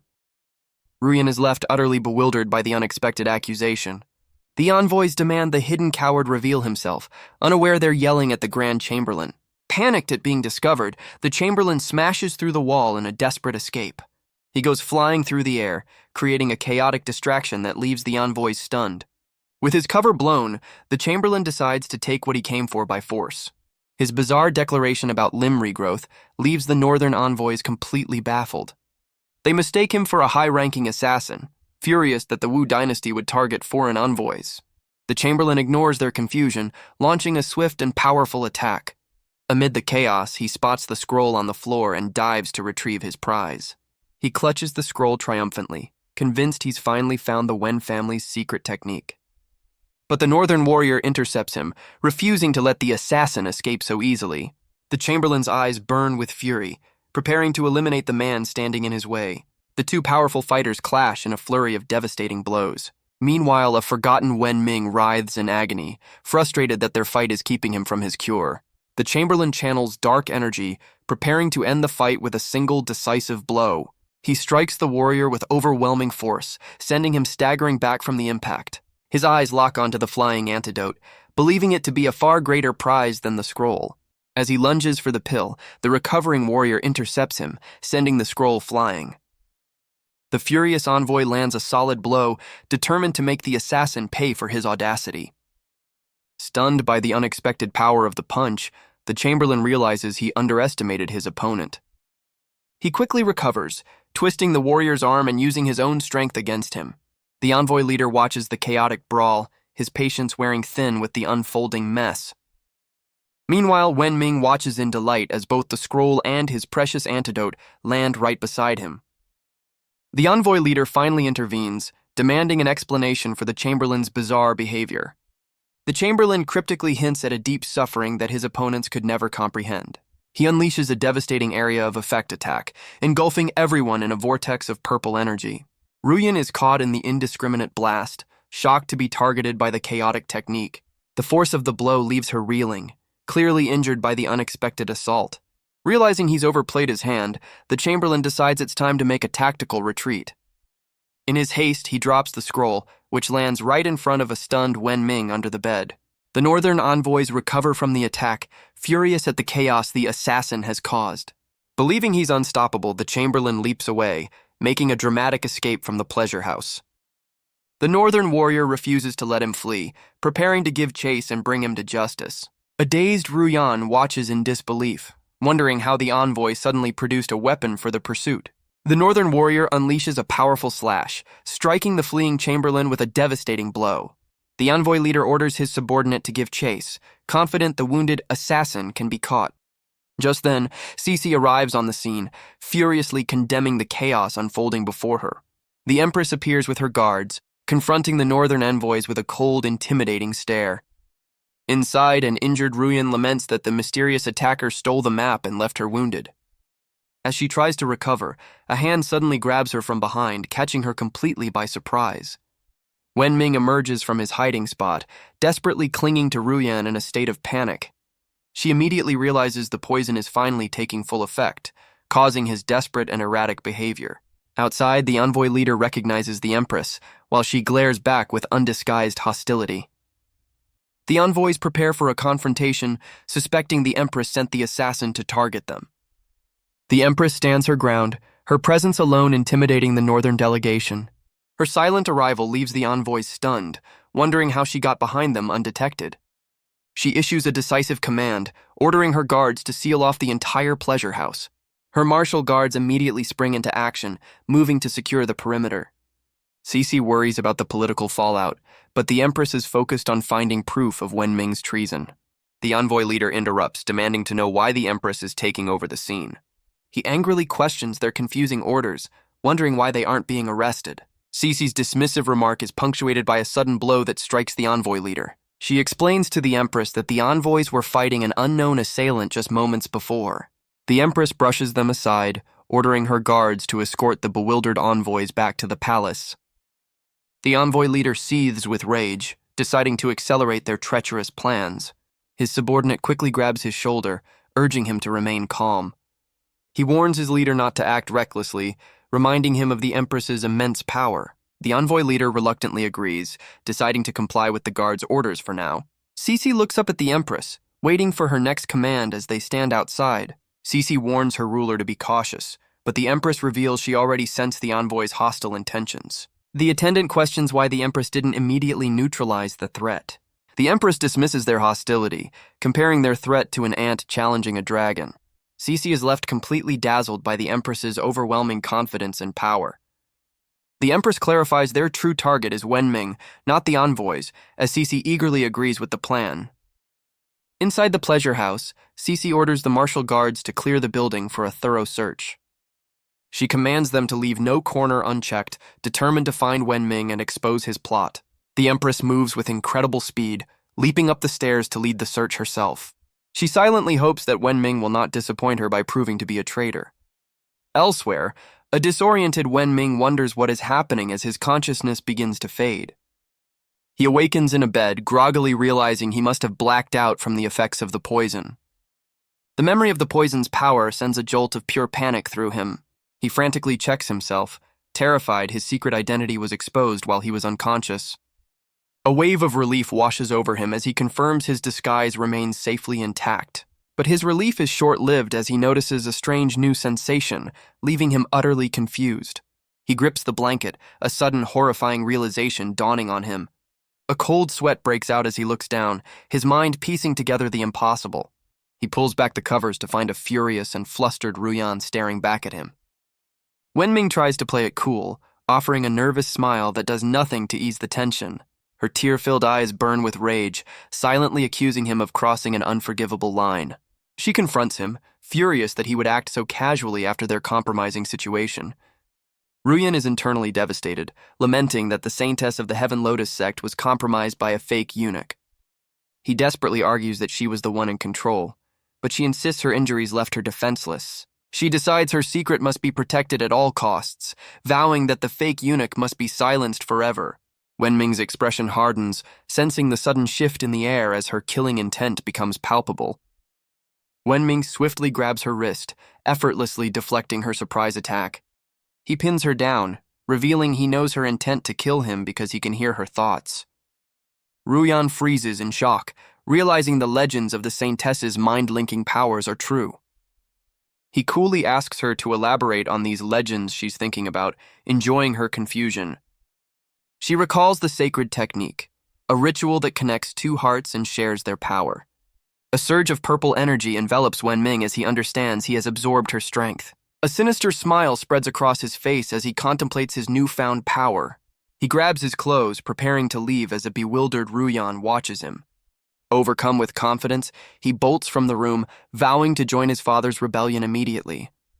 Enraged, Ruyan leaps after him, refusing to let him escape after their night together. His escape is cut short as a sharp, debilitating pain shoots through both of them simultaneously. Ruyan reveals their bodies are now linked, meaning any pain she inflicts on herself will also be his to bear. With a smug grin, she declares that since he now possesses her strength, he is responsible for completing her infiltration mission. Wenming smirks back, defiantly challenging what she will do if he refuses her demand. In response, Ruyan's hand closes firmly around the hilt of a nearby dagger. Her eyes flash with cold resolve as she threatens to end both their lives if he doesn't cooperate. Wenming breaks into a cold sweat, the playful confidence draining completely from his face. She presses the blade to her own chest, explaining that failure in her mission already means death for her. He throws his hands up in sheer panic, desperately trying to de-escalate the situation and save his own skin. Wen Ming frantically argues that using him to find his father would achieve her goals much faster than continuing his current spy mission. Ruyan rejects his plea, coldly insisting he must continue his spy mission in the palace. She explains the Heaven Lotus sect seeks true equality, not just replacing one tyrant with another. Their argument is cut short by a loud shout from the martial guards demanding they open the door. Outside, Cece learns from her guards that this is the last room, and the envoys were seen entering it. The silence from within convinces her that Wen Ming is definitely hiding inside. Cece decisively orders her guards to surround the room and block off every possible exit. The guards immediately spring into action, their synchronized footsteps thundering down the hall. They form a tight perimeter, standing shoulder to shoulder to seal the room completely. More guards with spears arrive outside, creating an impenetrable wall around the pleasure house. The tense standoff is strangely punctuated by a small mouse emerging from a hole in the floor. Cece unleashes her frustration on a wooden pillar, shattering it to pieces as a guard looks on. The tiny mouse stares in disbelief at the destruction, its hiding spot now a crater. With a menacing grin, Cece hoists a massive mallet, confident her prey is finally cornered. The Empress calmly seeks confirmation from Cece that this is indeed the final room to search. Cece kicks the door in with a powerful boot, announcing a full inspection by the martial guard. Inside, a silhouette is startled by the sudden and forceful entry. The figure is revealed to be Ruyan, who quickly apologizes for her disheveled appearance.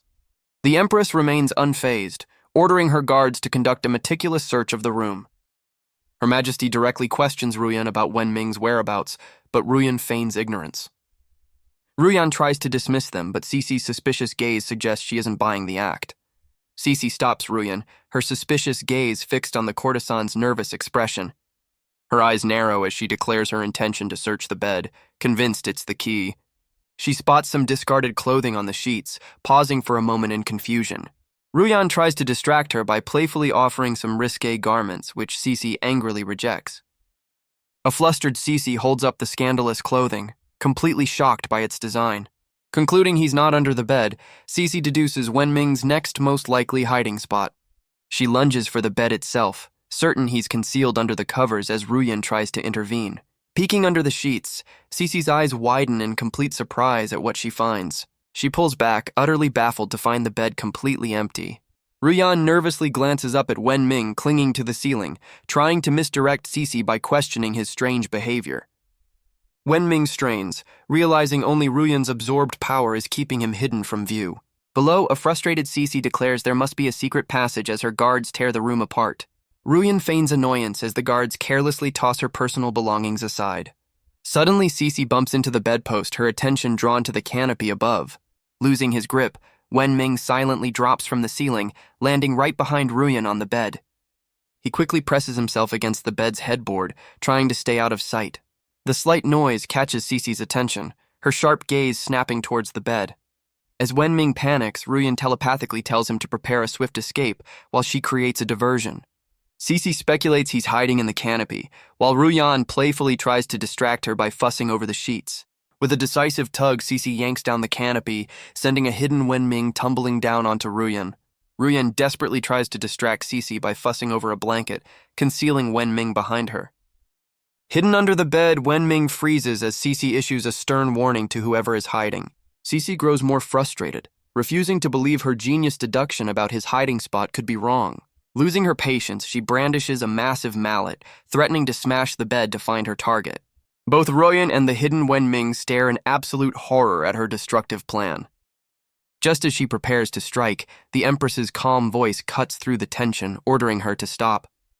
The Empress sternly reminds Cece of her father's principles, scolding her for letting emotions cloud her judgment.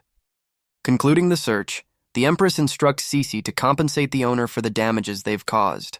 As the Empress and Cece prepare to leave, Ruyan watches them go, remaining silent. Still concealed under the bed, Wen Ming lets out a quiet sigh of relief, believing he has narrowly escaped discovery. Ruyan remains silent, her expression unreadable as she watches them depart. The scene shifts to that same night, focusing on the secret residence of the Grand Chamberlain. Inside, an attendant tends to the Chamberlain's wounds from his disastrous encounter at the pleasure house. He triumphantly unrolls the scroll, certain he has finally obtained the Wen family's legendary technique. But his triumphant smirk quickly fades into a look of pure, utter shock. He stares in disbelief at a detailed layout map of the palace, not the prize he expected. Slamming his fist down, he furiously realizes that Wenming has completely outsmarted him. His attendant tries to calm him, but the Chamberlain is lost in a spiral of rage and humiliation. His anger suddenly halts as he notices something else lying on the table beside the map. He finds a diagram of a human body marked with pressure points, a clue to the real secret he seeks. His hands tremble as he finally understands the diagram's true purpose. He furiously throws the diagram aside, his frustration boiling over. A sinister grin spreads across his face as he finally deciphers the hidden meaning. He realizes the palace map is a clever metaphor for the human body's meridian system.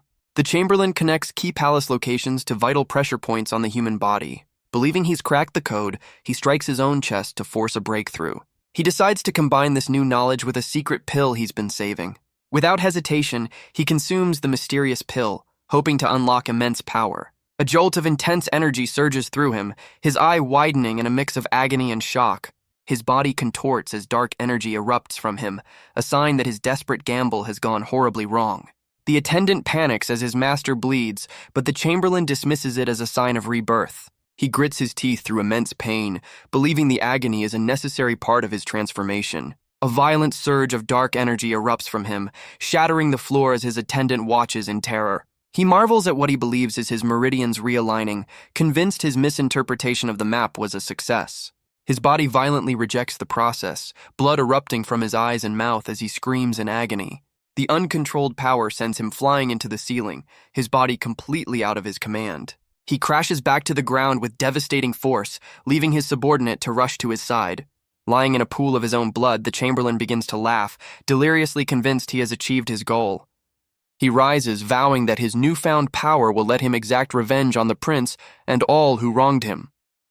He declares the upcoming banquet will mark the beginning of his conquest as the scene shifts to the palace at night. Ruyan sits down, the immediate danger having finally passed. She signals for Wenming to emerge, who comments on their perfect teamwork in hiding. He confidently promises to return and marry her after his father takes the capital. Unimpressed, Ruyan grabs him by the ear, cutting his triumphant speech short. She pulls out a dagger, threateningly reminding him of his duty to continue spying. Wenming's confidence evaporates as he pleads with her to lower the blade. He demands to know her true objective, questioning the purpose of his prolonged infiltration. Ruyan deflects, instead asking him about the legendary dragon vein of the Wu dynasty. She begins to explain how the dynasty's ancestors sealed a true dragon to secure their rule. Ruyan concludes that this ancient power is what prevents the suffering people from overthrowing their corrupt rulers. Ruyan reveals her true mission, to locate and destroy the legendary dragon vein. Wenming is completely thrown by this revelation, internally comparing it to a different story's plot. He quickly tries to cover his confusion, forgetting for a moment that she can now hear his thoughts. Ruyan scolds him for spacing out, reminding him that he now possesses all of her strength.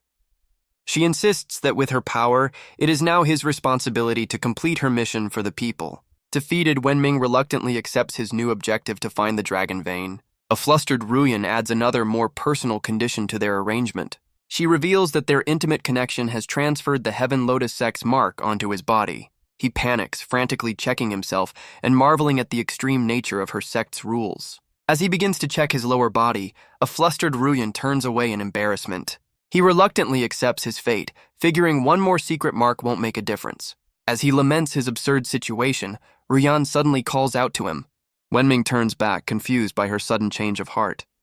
A flustered Ruyan looks away, shyly warning him to be careful on his mission. He teases her for being worried, but she angrily insists it's only because their lives are linked.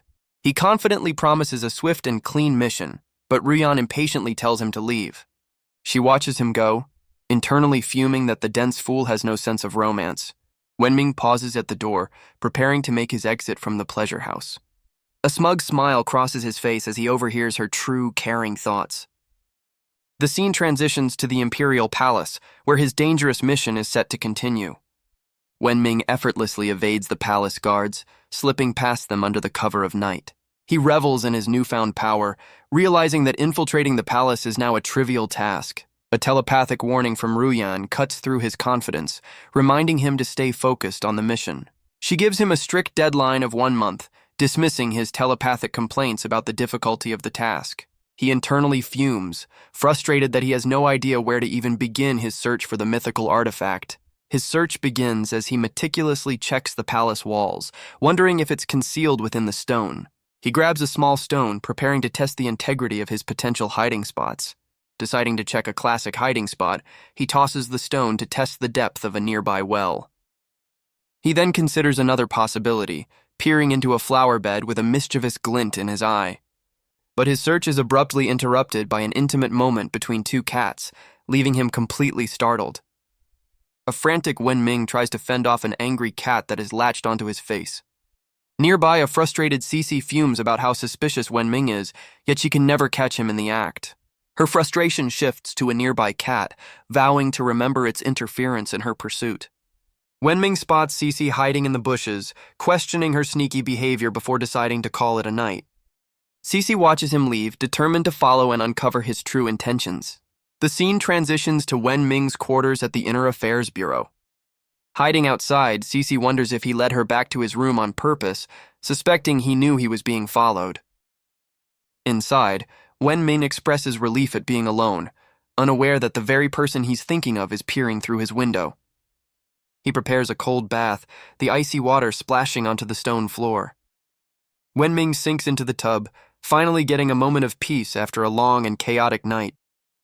A telepathic Ruyan cuts through his relaxation, demanding to know why he's already slacking on the mission. He mentally retorts that he's searched everywhere his low status allows, but the palace is simply too vast. She insists that aimless searching is pointless, and he must find clues directly from the Empress. Wenming dismisses her advice, but his vague words are overheard by a suspicious Cece hiding outside. Cece misinterprets his comment, her resolve hardening as she vows to finally catch him in the act. Meanwhile, Wenming smirks, deciding he needs to give Ruyan some motivation to speed things along. In her own room, Ruyan prepares to inflict pain on herself, which Wenming telepathically begs her not to do. She drives a sharp pin into her arm, and because of their link, Wenming feels the agonizing jolt. The sudden silence from his room leaves the spying Cece completely bewildered. She bursts in just as Wenming leaps from the tub, and he accidentally grabs her hand, causing them both to cry out in shock. The sudden collision sends a flustered Cece tumbling backwards through the air. They crash to the ground in a tangled and compromising heap, with Cece pinned underneath. Wenming internally curses his luck, wondering why the obsessive attendant is always in his business. Cece's suspicions are confirmed, convinced she's caught him in the middle of a secret plot. He struggles to maintain his composure, determined not to let her discover his true identity. Wenming quickly scrambles away, trying to put some distance between himself and the dazed attendant. A furious Cece gets to her feet, immediately blaming him for their clumsy and unexpected encounter. Thinking fast, Wenming turns the tables, accusing her of being a pervert for spying on his bath. She recoils in theatrical disgust as Wenming grabs his clothes, seeing a perfect opportunity to escape. But Cece refuses to let him go, lunging forward to stop the bastard from running away. She grabs his pants in a desperate attempt to keep him from fleeing. He panics as she accuses him of splashing her on purpose to hide a secret. With tears of frustration, Cece vows she won't be deceived by him again. Suddenly, a strange mushroom-like creature appears on his head, crying out in surprise. Wenming is horrified by the unexpected development, while Cece stares in confusion at the object. The scene transitions to the residence where the northern envoys are staying. The envoy leader takes a drink, clearly unimpressed with the local hospitality. He complains that while the Wu dynasty has fancy buildings, their wine is disappointingly weak. His subordinate reminds him of their mission, but the leader tells him to relax. He recalls the Empress's overwhelming presence, admitting her strength is so great he can't guarantee their plan will succeed. The envoy leader smirks, revealing they have allies who also want the Empress gone. As his subordinate questions him, a shadowy figure materializes in the room. A sinister smile spreads across the face of the mysterious newcomer as he emerges from the darkness. The figure, radiating dark energy, is revealed to be an agent of the prince. The envoy leader recognizes him as Mr. Huang, questioning the reason for his sudden visit. Mr. Huang compliments the envoy's sharp senses, impressed he was detected so quickly. He reveals the prince has prepared multiple assassination plans for the banquet, reminding them of their agreement. The envoy leader confirms their deal, stating the Khan will maintain peace if the prince cedes the Yanyun region. With a sly smile, Mr. Huang confirms that this is precisely the prince's intention. He declares that with the plan set, the prince eagerly awaits the show at the upcoming banquet. Mr. Huang vanishes in a swirl of dark energy, his ominous message delivered. The subordinate voices his distrust of the prince, but the leader assures him the Khan is well aware of their cunning nature. The envoy leader smirks, reminding his subordinate that they are also plotting against the Wu, making it a game of mutual deceit. Back in Wenming's room, Cece demands to know what strange object he is hiding from her. She lunges forward to grab the mysterious item, as a startled Wenming tries to evade her grasp. He panics, knowing that if his secret is discovered, everything will be over, and he must improvise a cover story immediately. Thinking fast, he tries to distract her by complaining about the difficulty of washing his own back. He proudly presents a towel tied to a stick, claiming it's a brilliant new invention he calls a self-scrubbing bath brush. Cece surprisingly buys the absurd explanation, laughing that he's quite clever when it comes to his own convenience. Her playful demeanor vanishes as she declares it's perfect timing and demands to borrow his new invention for her own bath. Wenming nervously suggests sharing is unhygienic, internally panicking that he can't make another fake brush in time. Cece's suspicion grows, connecting his strange behavior to his earlier slip-up about a mission. A sudden realization dawns on her as she believes she's finally figured out his secret. She concludes the key to his mission must be hidden within the brush, as Wenming realizes his identity is once again in jeopardy. Cece closes the distance, impatiently demanding he hand over the invention so she can take her bath. She stares him down, asking what he's hiding, while he desperately tries to think of a way out of being exposed. Deciding he has no choice, Wenming discreetly prepares a small energy blast, ready to pull the same stunt again. The sudden shift in energy catches Cece completely off guard, her eyes widening in confusion. He unleashes the energy, striking her with a precise and painful blow to create a chaotic diversion. Cece cries out in agony, reeling from the unexpected and debilitating attack. Wenming stares at his bleeding arm, having deliberately injured himself to create a distraction. He internally notes that his new power allows him to fake a convincing injury, leaving Cece unconscious on the floor. Relieved to have fooled her, he privately worries about the amount of blood he's lost for the act. The scene transitions back to the Chonghua house, where another plot is unfolding. The madam eagerly presents a wealthy client, Boss Shen, who has specifically requested Ruyan's company for the evening. Boss Shen's lecherous reaction to the news leaves the other courtesans completely stunned. Back in his quarters, a sudden sneeze from Wenming breaks the silence. Now dressed but shivering from the cold, he notices a small item that has fallen from the unconscious Cece. He picks up the mysterious red bottle, curious about what the obsessive attendant was carrying. A wicked smile spreads across his face as he realizes this newfound item gives him the perfect way to flip the script. 3 days later, the palace is bustling with preparations for a grand event. The head eunuch barks orders, stressing the importance of the upcoming banquet. He issues a stern warning, promising severe consequences for any mistakes. His sharp gaze falls upon Wenming, who is busy carrying a tray of food. Wenming tearfully enjoys a proper meal, recalling the past 3 days of being force-fed buns by Cece. The head eunuch suddenly appears beside him, calling his name and startling him mid-bite. Wenming quickly explains he was just taste-testing the dishes, offering a nervous smile. The eunuch orders him to help with serving, an order which Wenming readily accepts. As Wenming walks away to serve, the head eunuch watches him with a sinister smile. The head eunuch secretly adds a few drops of a mysterious green liquid to one of the dishes. A flashback reveals Wenming frantically crafting a fake bath brush to fool the unconscious Cece. The head eunuch instructs Wenming to serve the Empress's dishes, assuring him they are safe. With a look of pure ambition, the head eunuch vows to seize control of the empire that very day. The scene shifts to the grand banquet hall where the night's crucial events are about to unfold. Palace maids enter the hall in a procession, carrying the feast for the esteemed guests. At their table, the northern envoys calmly await the start of the diplomatic banquet. Elsewhere in the hall, Wenming's father, Wen Yuan, sits with his own son, maintaining a calm facade. His son's composure shatters as he spots Wenming serving among the palace eunuchs. The enraged son tries to confront Wenming, but his father quickly silences his outburst. Wen Yuan sternly reminds him to maintain decorum during the important event, forcing his son to back down. Wen Ming internally complains about the sleepless nights caused by Cece and Ruyan. Nearby, a hidden Cece vows to catch him red-handed, convinced he's plotting with the northern envoys. A sudden, intense chill runs through Wen Ming, catching him completely by surprise. He instinctively turns, sensing an unseen presence watching him. Wen Ming wonders aloud why he suddenly felt a shiver, questioning if someone is thinking about him. Ruyan's voice echoes in his mind, telepathically scolding him for slacking on the Dragon Vein mission. He mentally retorts that he has been searching but hasn't found a single clue yet. She furiously insists he must find a lead today, their telepathic argument escalating.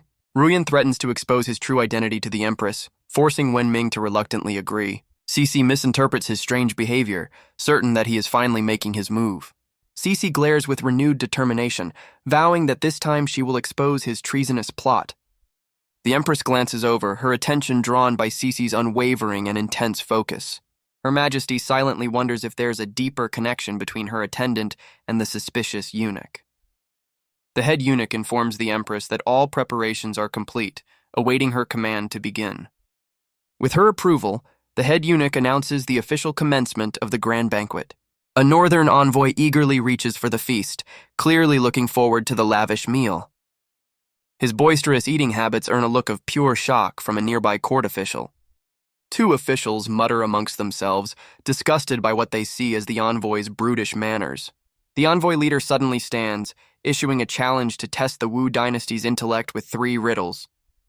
The Empress, a high-ranking minister, and Wen Ming all react to the sudden diplomatic provocation. A court minister confidently accepts the challenge, scoffing at the idea of barbarian riddles. The envoy leader turns to the Empress, mockingly asking if she shares her minister's confidence. Unfazed, the Empress declares the Wu dynasty fears no challenge and orders him to proceed. The envoy leader smirks, telling the court to listen carefully to his first test of wits. He presents a complex riddle about a mountain without stones, a river without water, and a city without people. The Wu officials are immediately baffled, questioning if such a place could even exist. One minister confidently shouts out his answer, certain the riddle describes a desert. The envoy leader coolly dismisses the guess, stating that the minister is incorrect. Another official eagerly offers a forest as the answer, only to be told he is also wrong. The court officials become flustered, suspecting the envoys are deliberately trying to humiliate them with an impossible riddle. Wen Ming observes the silent, confused officials from the sidelines. He suddenly recalls the riddle from his childhood, realizing the answer is a map. Cece pops up beside him out of nowhere, startling him as she agrees with his unspoken thought. She playfully smacks his face, complimenting his cleverness while he yelps in pain. The envoy leader mocks the court, declaring the Wu dynasty's reputation is greatly exaggerated. His subordinate looks on as the leader dismisses the riddle as a simple children's game. Cece boldly shouts the answer for everyone to hear, proudly declaring it's a map. The court officials erupt in anger, demanding to know who let this woman interrupt the proceedings. The Empress turns her head, her expression one of surprise as she recognizes Cece. The envoy leader's smug confidence shatters, clearly annoyed that his riddle was solved. The envoy leader reluctantly confirms Cece's answer is correct, stunning the court. Cece proudly takes credit for the answer, much to the annoyance of Wen Ming. Wen Ming sees this as the perfect opportunity to slip away and continue his search for the Dragon Vein. The envoy leader lets out a dismissive scoff, clearly not finished with his games. He warns the court not to celebrate yet, as he still has 2 more riddles prepared. Cece eagerly accepts the next challenge, vowing to leave them speechless once more. The envoy leader smirks, questioning if her confidence will last through the next test. He summons his subordinate, Batar, to present the second riddle to the court. Batar unrolls a scroll, presenting the next challenge directly to a waiting Cece. Cece's confident expression falters, replaced by shock as she reads the riddle. Cece stares in frustration at the scroll, complaining that the strange script is nothing but incomprehensible scribbles. The court officials crowd around, equally baffled by the foreign text presented to them. They murmur amongst themselves, comparing the strange symbols to those found in smuggled Western books. A senior minister studies the scroll intently, confidently claiming he can decipher it given enough time. The envoy leader erupts in laughter, openly mocking the famed scholars of the Wu dynasty. Refusing to accept defeat, Cece boldly declares that she will be the one to solve the riddle. The envoy leader smirks, smugly inviting her to try while privately believing his riddle is impossible to solve. Watching from the sidelines, Wenming's expression shifts from confusion to sudden, dawning realization. He recognizes the script as English, wondering how these northern barbarians could possibly know a language from his world. The Empress telepathically asks if he recognizes the script, startling Wenming, who mentally yells at her for shouting in his head. The Empress telepathically notes his surprising depth, while Wenming frantically tries to deny knowing anything. As the envoy leader mocks her, a frustrated Cece struggles to decipher the scroll. She internally panics, realizing the strange symbols are completely foreign to her. A sudden glint in her eye reveals she has just hatched a desperate plan. She spots Wenming attempting to flee the scene and furiously calls him out. Cece yanks him back by his collar, refusing to let him escape his newfound responsibility. She illogically insists that his previous success means he can solve this riddle too. Cece boldly volunteers the horrified Wenming to the Empress, announcing he has the answer. A disgusted court official scoffs at the idea of a lowly eunuch participating in the challenge. Wenyuan's son eagerly agrees, seeing a perfect chance to punish Wenming for failing. Cece internally deduces this is the perfect test, believing the envoys will help Wenming answer if he's truly their spy. The Empress telepathically questions Wenming's confidence, while he nervously struggles to respond. Wenyuan's son taunts the stammering Wenming, telling him to kneel and beg for mercy. Wenming fires back with a challenge, prompting the arrogant son to make a foolish and humiliating bet. While his father scolds him for being reckless, the son remains confident that Wenming is about to be shamed. Wenming confidently holds up the scroll, announcing to the stunned court that it's a common script from the West. He smirks as he reveals the name of the language, stunning the court by calling it English. The officials and Wenyuan's son are left completely baffled, unable to believe he could possibly know the answer. Wenming internally breathes a sigh of relief, thankful for the knowledge from his past life. He begins to translate the scroll, reciting the riddle's true words to the astonished audience. He recites the riddle, a simple word puzzle about beginnings and endings. With a confident glint in his eye, he reveals the answer is the letter E. The court officials immediately protest, accusing him of making up a nonsensical answer. Wenyuan's son demands the Empress punish Wenming for disrupting the banquet. The envoy leader stares in disbelief, shocked that a lowly eunuch could know the answer. To everyone's surprise, the envoy leader confirms that Wenming is indeed correct. Wenming smirks triumphantly, privately mocking the uselessness of the Wen family's other son. He smugly taunts his rival, reminding him of the humiliating bet he just lost. Wenyuan sternly orders his son to accept the consequences of his reckless wager. The humiliated son sweats profusely, trapped by his own arrogant words. Wenming mockingly accepts the humiliating terms of the bet from his stunned rival. He then lumps his rival and father together, suggesting they can both sulk in their shared failure. From her seat, the Empress silently wonders just how many secrets the clever eunuch is hiding. She calmly takes a bite of food, her expression unreadable as she observes the proceedings. Meanwhile, the head eunuch watches Wenming with a sinister grin, his own treacherous plan unfolding perfectly. Cece's suspicions solidify, convinced the envoys are protecting Wenming because he's their spy. The envoy leader's subordinate admits his admiration for Wenming's skills before announcing the final riddle. He raises the stakes dramatically, declaring this last test will determine the future of their two nations. A sly grin spreads across his face as he prepares to present the ultimate challenge. He announces the final riddle is so important, it must be presented directly to the Empress herself. The envoy's subordinate holds up a decorative box, formally asking to present the final question to the Empress. The Wu dynasty officials erupt in anger, scandalized by the envoy's impudent behavior. They accuse the northern envoys of having no decorum for daring to approach the Empress so directly. Cece tries to volunteer Wenming again, leaving him completely stunned by her audacity. He panics, arguing that he can't overshadow the Empress, but Cece insists it's an honor to help. Unfazed, the Empress calmly grants the envoy permission to present his final challenge. Wenming's eyes narrow in suspicion, sensing the situation is far too dramatic for a simple riddle. He watches the envoy, wondering why they would go to such lengths for a mere game. A sudden chill runs down his spine as he senses a distinct killing intent emanating from the envoy. Ruyan's voice enters his mind, explaining that his newfound instincts are a natural result of his experience. Ruyan telepathically confirms his suspicion, noting the envoy's eyes flashed with murderous intent.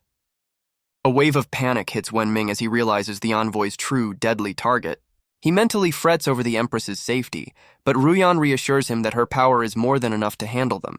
She then scolds him, telling him to worry about his own weak self and to stay out of the impending conflict. He teases her for being worried, but she flusteredly insists her only concern is their mission to find the dragon vein. The Empress calmly agrees to see the final riddle, watching as the envoy presents the ornate box. The envoy's subordinate smirks with malicious glee, inviting Her Majesty to take a look. Instead of a scroll, the envoy's hand closes around the hilt of a hidden dagger inside the box. He lunges forward with a furious roar, attempting to assassinate the Empress in a sudden, violent attack. Wenming stares in disbelief at the assassination attempt as Ruyan's voice smugly echoes in his mind. The court erupts in chaos as Cece and the officials cry out in terror for the Empress's safety. The envoy leader smirks, confident that his plan to eliminate any interference will succeed. A sudden explosion of dust and debris engulfs the hall, thrown up by the envoy leader's attack. Coughing in the dust, Wenming realizes the northern envoys had a well-prepared secondary plan. Unfazed, the Empress scoffs at the assassin's blade, completely unimpressed by the crude attempt on her life. But her confidence shatters as she suddenly realizes the true nature of the attack. The assassin's blade finds its mark, and the Empress recoils from the unexpected blow. The force of the blow sends the Empress stumbling backward, crashing onto the dais. She struggles to regain her composure, feeling dizzy and a strange numbness spreading through her body. The assassin taunts the head eunuch from afar, mocking the ineffectiveness of the poison he used. The head eunuch smirks, revealing he knew the Empress's immense power made the poison necessary. The Empress clutches her arm, realizing with horror that the banquet food was the true weapon. She confronts her trusted eunuch, demanding to know why he would betray her to the northern envoys. He scoffs at the notion of being treated well, his face a mask of pure contempt. The eunuch attacks, revealing his long-held grudge against the dynasty for his cruel fate. The envoy leader impatiently orders him to finish the job, but the eunuch angrily asserts his own authority. The two traitors lunge at the weakened Empress, determined to end her reign together. Despite the poison, the Empress expertly deflects their simultaneous ferocious assault. The head eunuch mocks her efforts, warning that fighting will only hasten the poison's effects. The Empress grits her teeth, feeling her breath shorten as the debilitating poison overwhelms her body. Despite the poison, the Empress unleashes a flurry of attacks, holding both traitors at bay. The envoy leader recoils in shock, unable to comprehend how she can still fight so fiercely. He furiously lunges again, aiming a decisive blow at the visibly weakening Empress. From the sidelines, a conflicted Wenming debates whether he should intervene and risk exposing himself. His resolve hardens as he prepares to jump into the fray to protect Her Majesty. But before he can act, another figure intercepts a projectile meant for the Empress. Wenming's rival smugly boasts about his poison immunity, presenting the captured needle. He boldly declares himself the Empress's protector, challenging the assassins to face him. His heroic speech is cut short by a swift and brutal punch to the face. The envoy leader sends the arrogant fool flying, mocking the Wu dynasty's pathetic defenders. As the chaos unfolds, Wenming's hand closes around the hilt of a fallen dagger.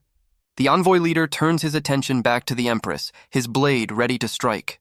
Wenming shouts in fury, enraged by the blatant betrayal unfolding before him. But before the envoy can act, Cece leaps into the fray, landing a furious kick to his face. The head eunuch scoffs at her intervention, mocking the wild girl for her foolish bravery. He moves with surprising speed, his hand reaching out to intercept the furious attendant. The eunuch easily blocks her attack, his grip stopping her powerful assault cold. Cece stares in shock, feeling a sinister dark energy flowing from the eunuch's grasp. He lands a decisive blow, his malicious grin widening as he overpowers her. The eunuch sends Cece flying with a blast of dark power, effortlessly dismissing her. Wenming watches in shock as Cece is violently thrown against a pillar. From the ground, Cece realizes the eunuch was hiding his true power, who smugly confirms his recent breakthrough. The weakened Empress knows she can't protect herself and worries that Cece will die if she remains. She struggles to her feet, resolved to buy time for her loyal attendant to escape. The Empress prepares to unleash a desperate, powerful technique to create an opening. A massive wave of energy erupts from her, forcing the two stunned assassins back. She tells Cece she's temporarily sealed the poison and orders her to summon the Imperial Guards. Cece hesitates, unwilling to abandon her vulnerable mistress in such a dangerous situation. With an unwavering glare, the Empress silences her protest, her command absolute. Her gaze then shifts, adding a final, crucial instruction. Cece must take Wenming with her. Cece and Wenming are both stunned by the Empress's unexpected command. The Empress reflects on her past actions, now only wanting to ensure Wenming's survival. A determined Cece accepts the mission, much to the surprise of the bewildered Wenming. She wastes no time, grabbing his arm to pull him towards the exit. The envoy leader scoffs, blocking their path and vowing they won't escape to summon reinforcements. Cece falters, realizing the envoy leader's immense power is far beyond her own. But the envoy's attention is drawn away as the Empress prepares to strike again. She lands a devastating kick, sending the traitor flying and creating a crucial opening. The Empress urgently commands Cece to seize the opportunity and flee immediately. Cece turns back, impatiently urging the frozen Wenming to run with her. Wenming calmly informs a stunned Cece that he's leaving her to handle the guards alone. She furiously calls him a fool as he turns his back, leaving her to face the danger.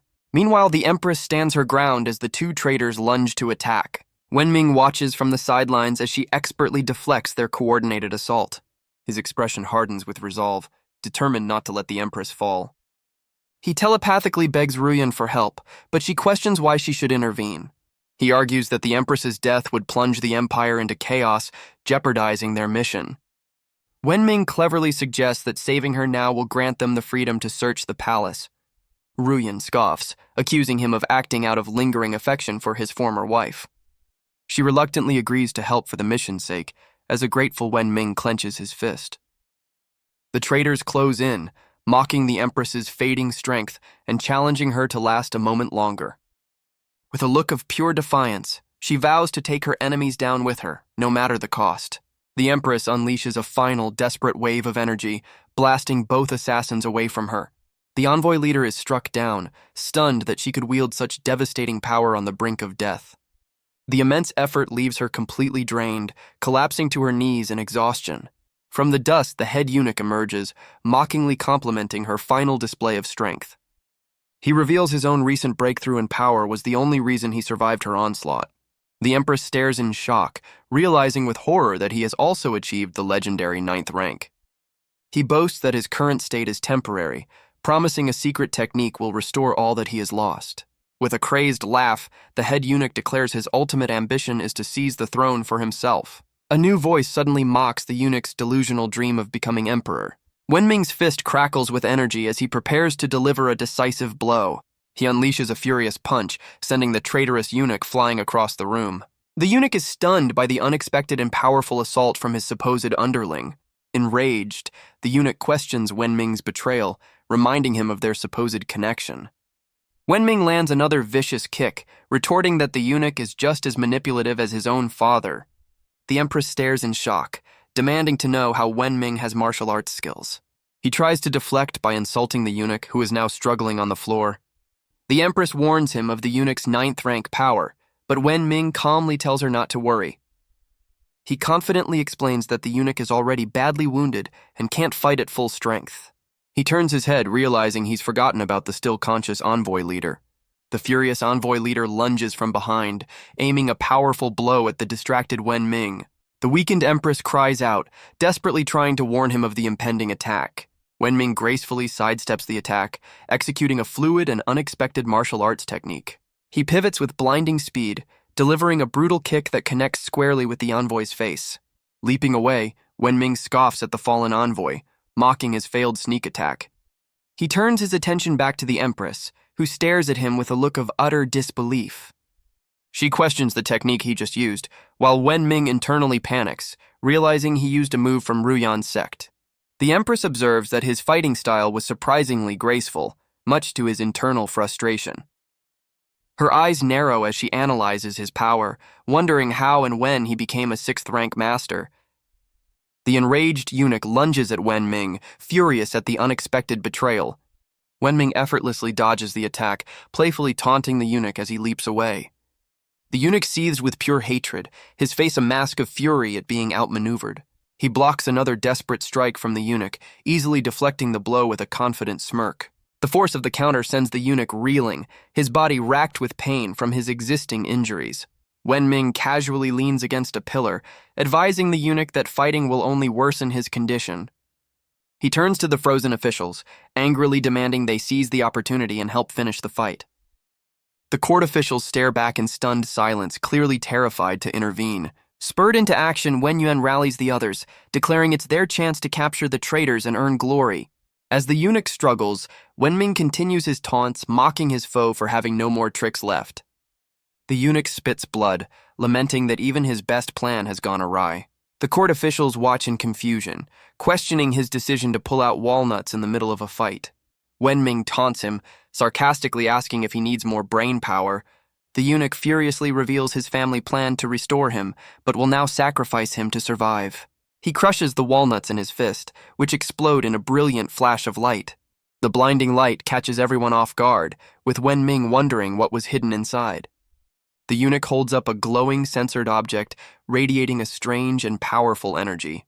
Wenming stares in shock, recognizing the object's censored nature with dawning horror. He points in disbelief, realizing the eunuch is holding the very thing he lost long ago. The other officials are left completely stunned, their minds unable to process the bizarre turn of events. The eunuch tearfully confirms ownership of the bizarre, glowing object. He reveals he's used his inner energy to preserve it, hoping to one day become whole again. Wenming looks on with utter disgust, disturbed by the eunuch's very public and personal revelation.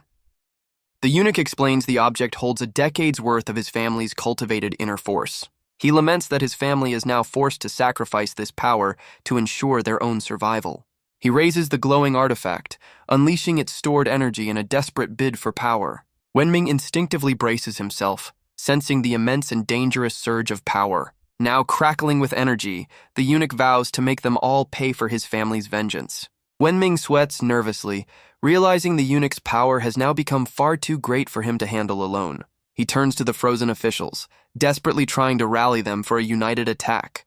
Wenming angrily scolds the officials for their cowardice as the eunuch crackles with dark energy.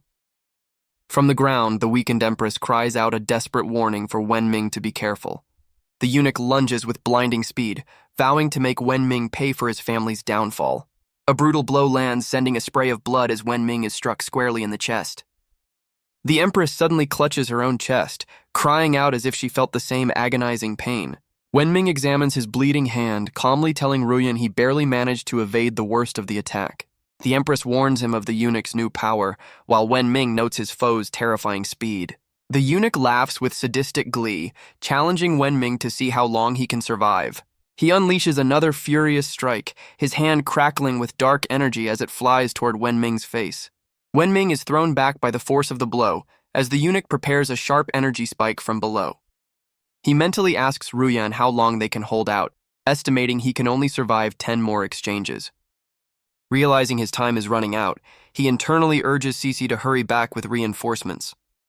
The empress desperately tells him to flee, but he defiantly tells her to stop talking nonsense. He challenges her resolve, asking what she would do if he actually abandoned her and ran away. His words trigger a powerful memory, leaving the empress stunned and speechless. The scene flashes back 12 years, to a misty, dangerous forest. A young empress, injured and afraid, tells a young Wenming to save himself from an approaching wolf. The young Wenming furiously refuses to leave her side, calling her a fool for suggesting it. His past and present selves merge as he repeats his defiant challenge, refusing to abandon her then or now. Overwhelmed by the memory, the empress sheds tears as blood trickles from her lips. Overcome with emotion and regret, the empress tearfully apologizes to Wenming. The head eunuch sadistically mocks their emotional reunion, finding their connection amusing. He unleashes a powerful dark arts technique, vowing to send them both to the afterlife. The eunuch moves with incredible speed, catching Wenming by the throat before he can react. He smugly challenges the trapped Wenming, questioning if he can still evade his grasp. Wenming realizes his energy is nearly depleted, forcing him to consider a desperate, last-resort maneuver. In a moment of desperation, he executes a surprisingly crude and unexpected low blow. The eunuch's expression darkens, completely unfazed by the audacious and personal attack. Wenming smirks, revealing he knew the attack would be ineffective and was just a way to mock him.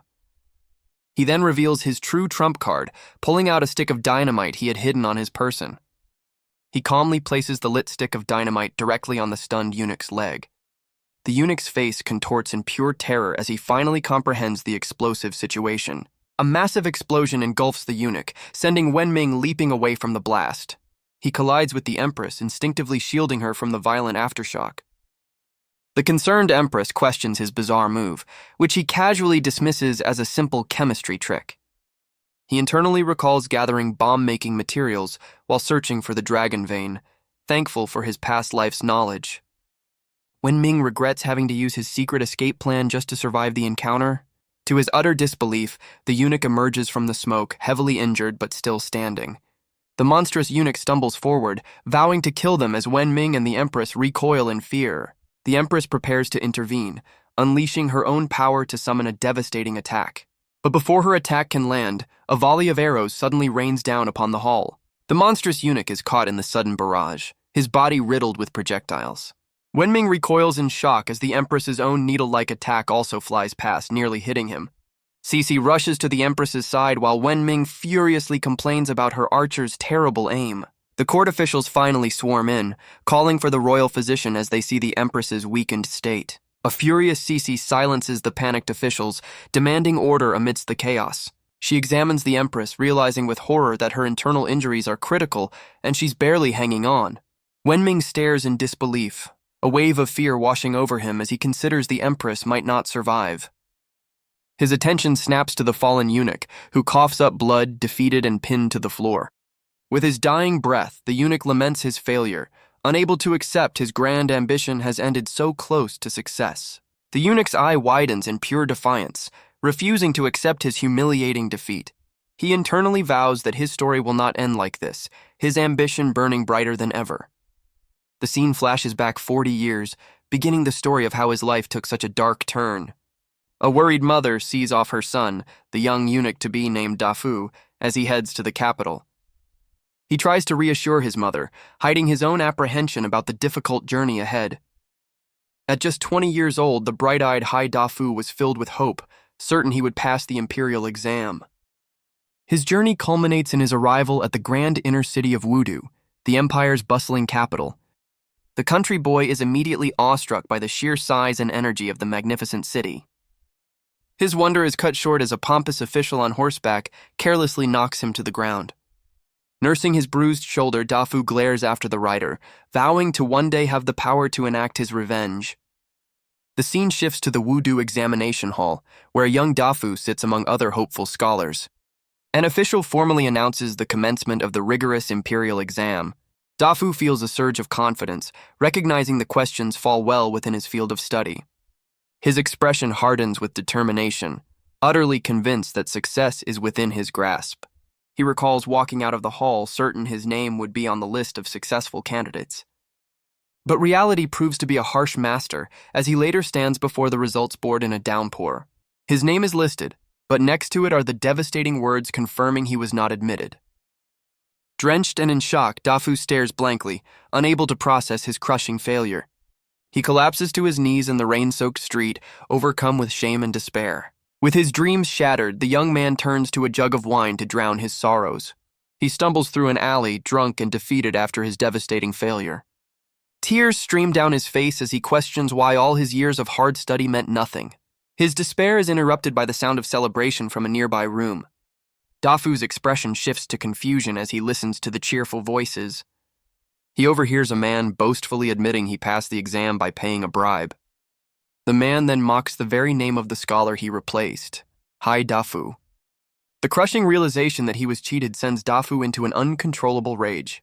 He tries to expose the corruption, but is quickly overwhelmed and subdued by the guards. The scene shifts, showing the quiet rooftops of the city after his arrest. The corrupt official confronts the captured Dafu, threatening him with a cruel and permanent punishment.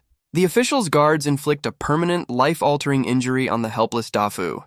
Leaving him broken on the ground, the corrupt official dismisses him as an inconvenience. His subordinate questions this mercy, but the official reveals a far crueler plan is in motion. With a twisted grin, he declares, Dafu will live to see his entire family pay the price for his defiance. Later, a battered Dafu stumbles home, unaware of the horror that awaits him. His eyes widen in pure terror as he takes in the devastating scene before him. He discovers his entire family has been brutally eliminated, leaving him utterly powerless and alone. Overcome with rage, he concludes that the corrupt Wu dynasty is the true root of all his suffering. To enact his vengeance, he makes the ultimate sacrifice, entering the palace as a eunuch. After 20 long years, he finally gains the power of director, systematically destroying all who tormented him. He laments that despite his power, he remained a broken man, unable to truly shake the dynasty's foundations. His memory shifts to the day the Northern Prince's envoy approached him, offering a path to greater vengeance. The envoy's glowing red eyes revealed the sinister nature of the alliance he was about to forge. Back in the present, his mind screams in defiance, refusing to accept that his life's work has ended in failure. His flashback ends with the harsh reality of his defeat, lying broken and tearful on the banquet hall floor. From the shadows, the surviving envoy leader watches the eunuch's downfall, his own plan still in motion. A mysterious masked figure appears, dismissing the defeated eunuch as useless trash who was all talk. The masked man's interest shifts to Wen Ming, intrigued by his knowledge of gunpowder and his hidden strength. He concludes that the lowly eunuch is a far more interesting player than anyone had realized. Meanwhile, the court officials crowd around Cece, desperately asking about the Empress's critical condition. Cece despairs, realizing her master is too far away to save the gravely injured Empress in time. Wenming stares in horror, the grim possibility of the Empress's death finally sinking in. A voice suddenly echoes in his mind as Ruyan confidently declares she has the power to save her. Ruyan explains that the Empress's death would lead to chaos, jeopardizing their hunt for the dragon vein. She devises a new plan: save the Empress now, then control her later to find their prize. Cece desperately orders Wenming to summon her master, but he calmly tells her there isn't enough time. His blunt refusal leaves the loyal attendant completely stunned and furious. Wenming steps forward, boldly announcing to the court that he has a way to save the Empress.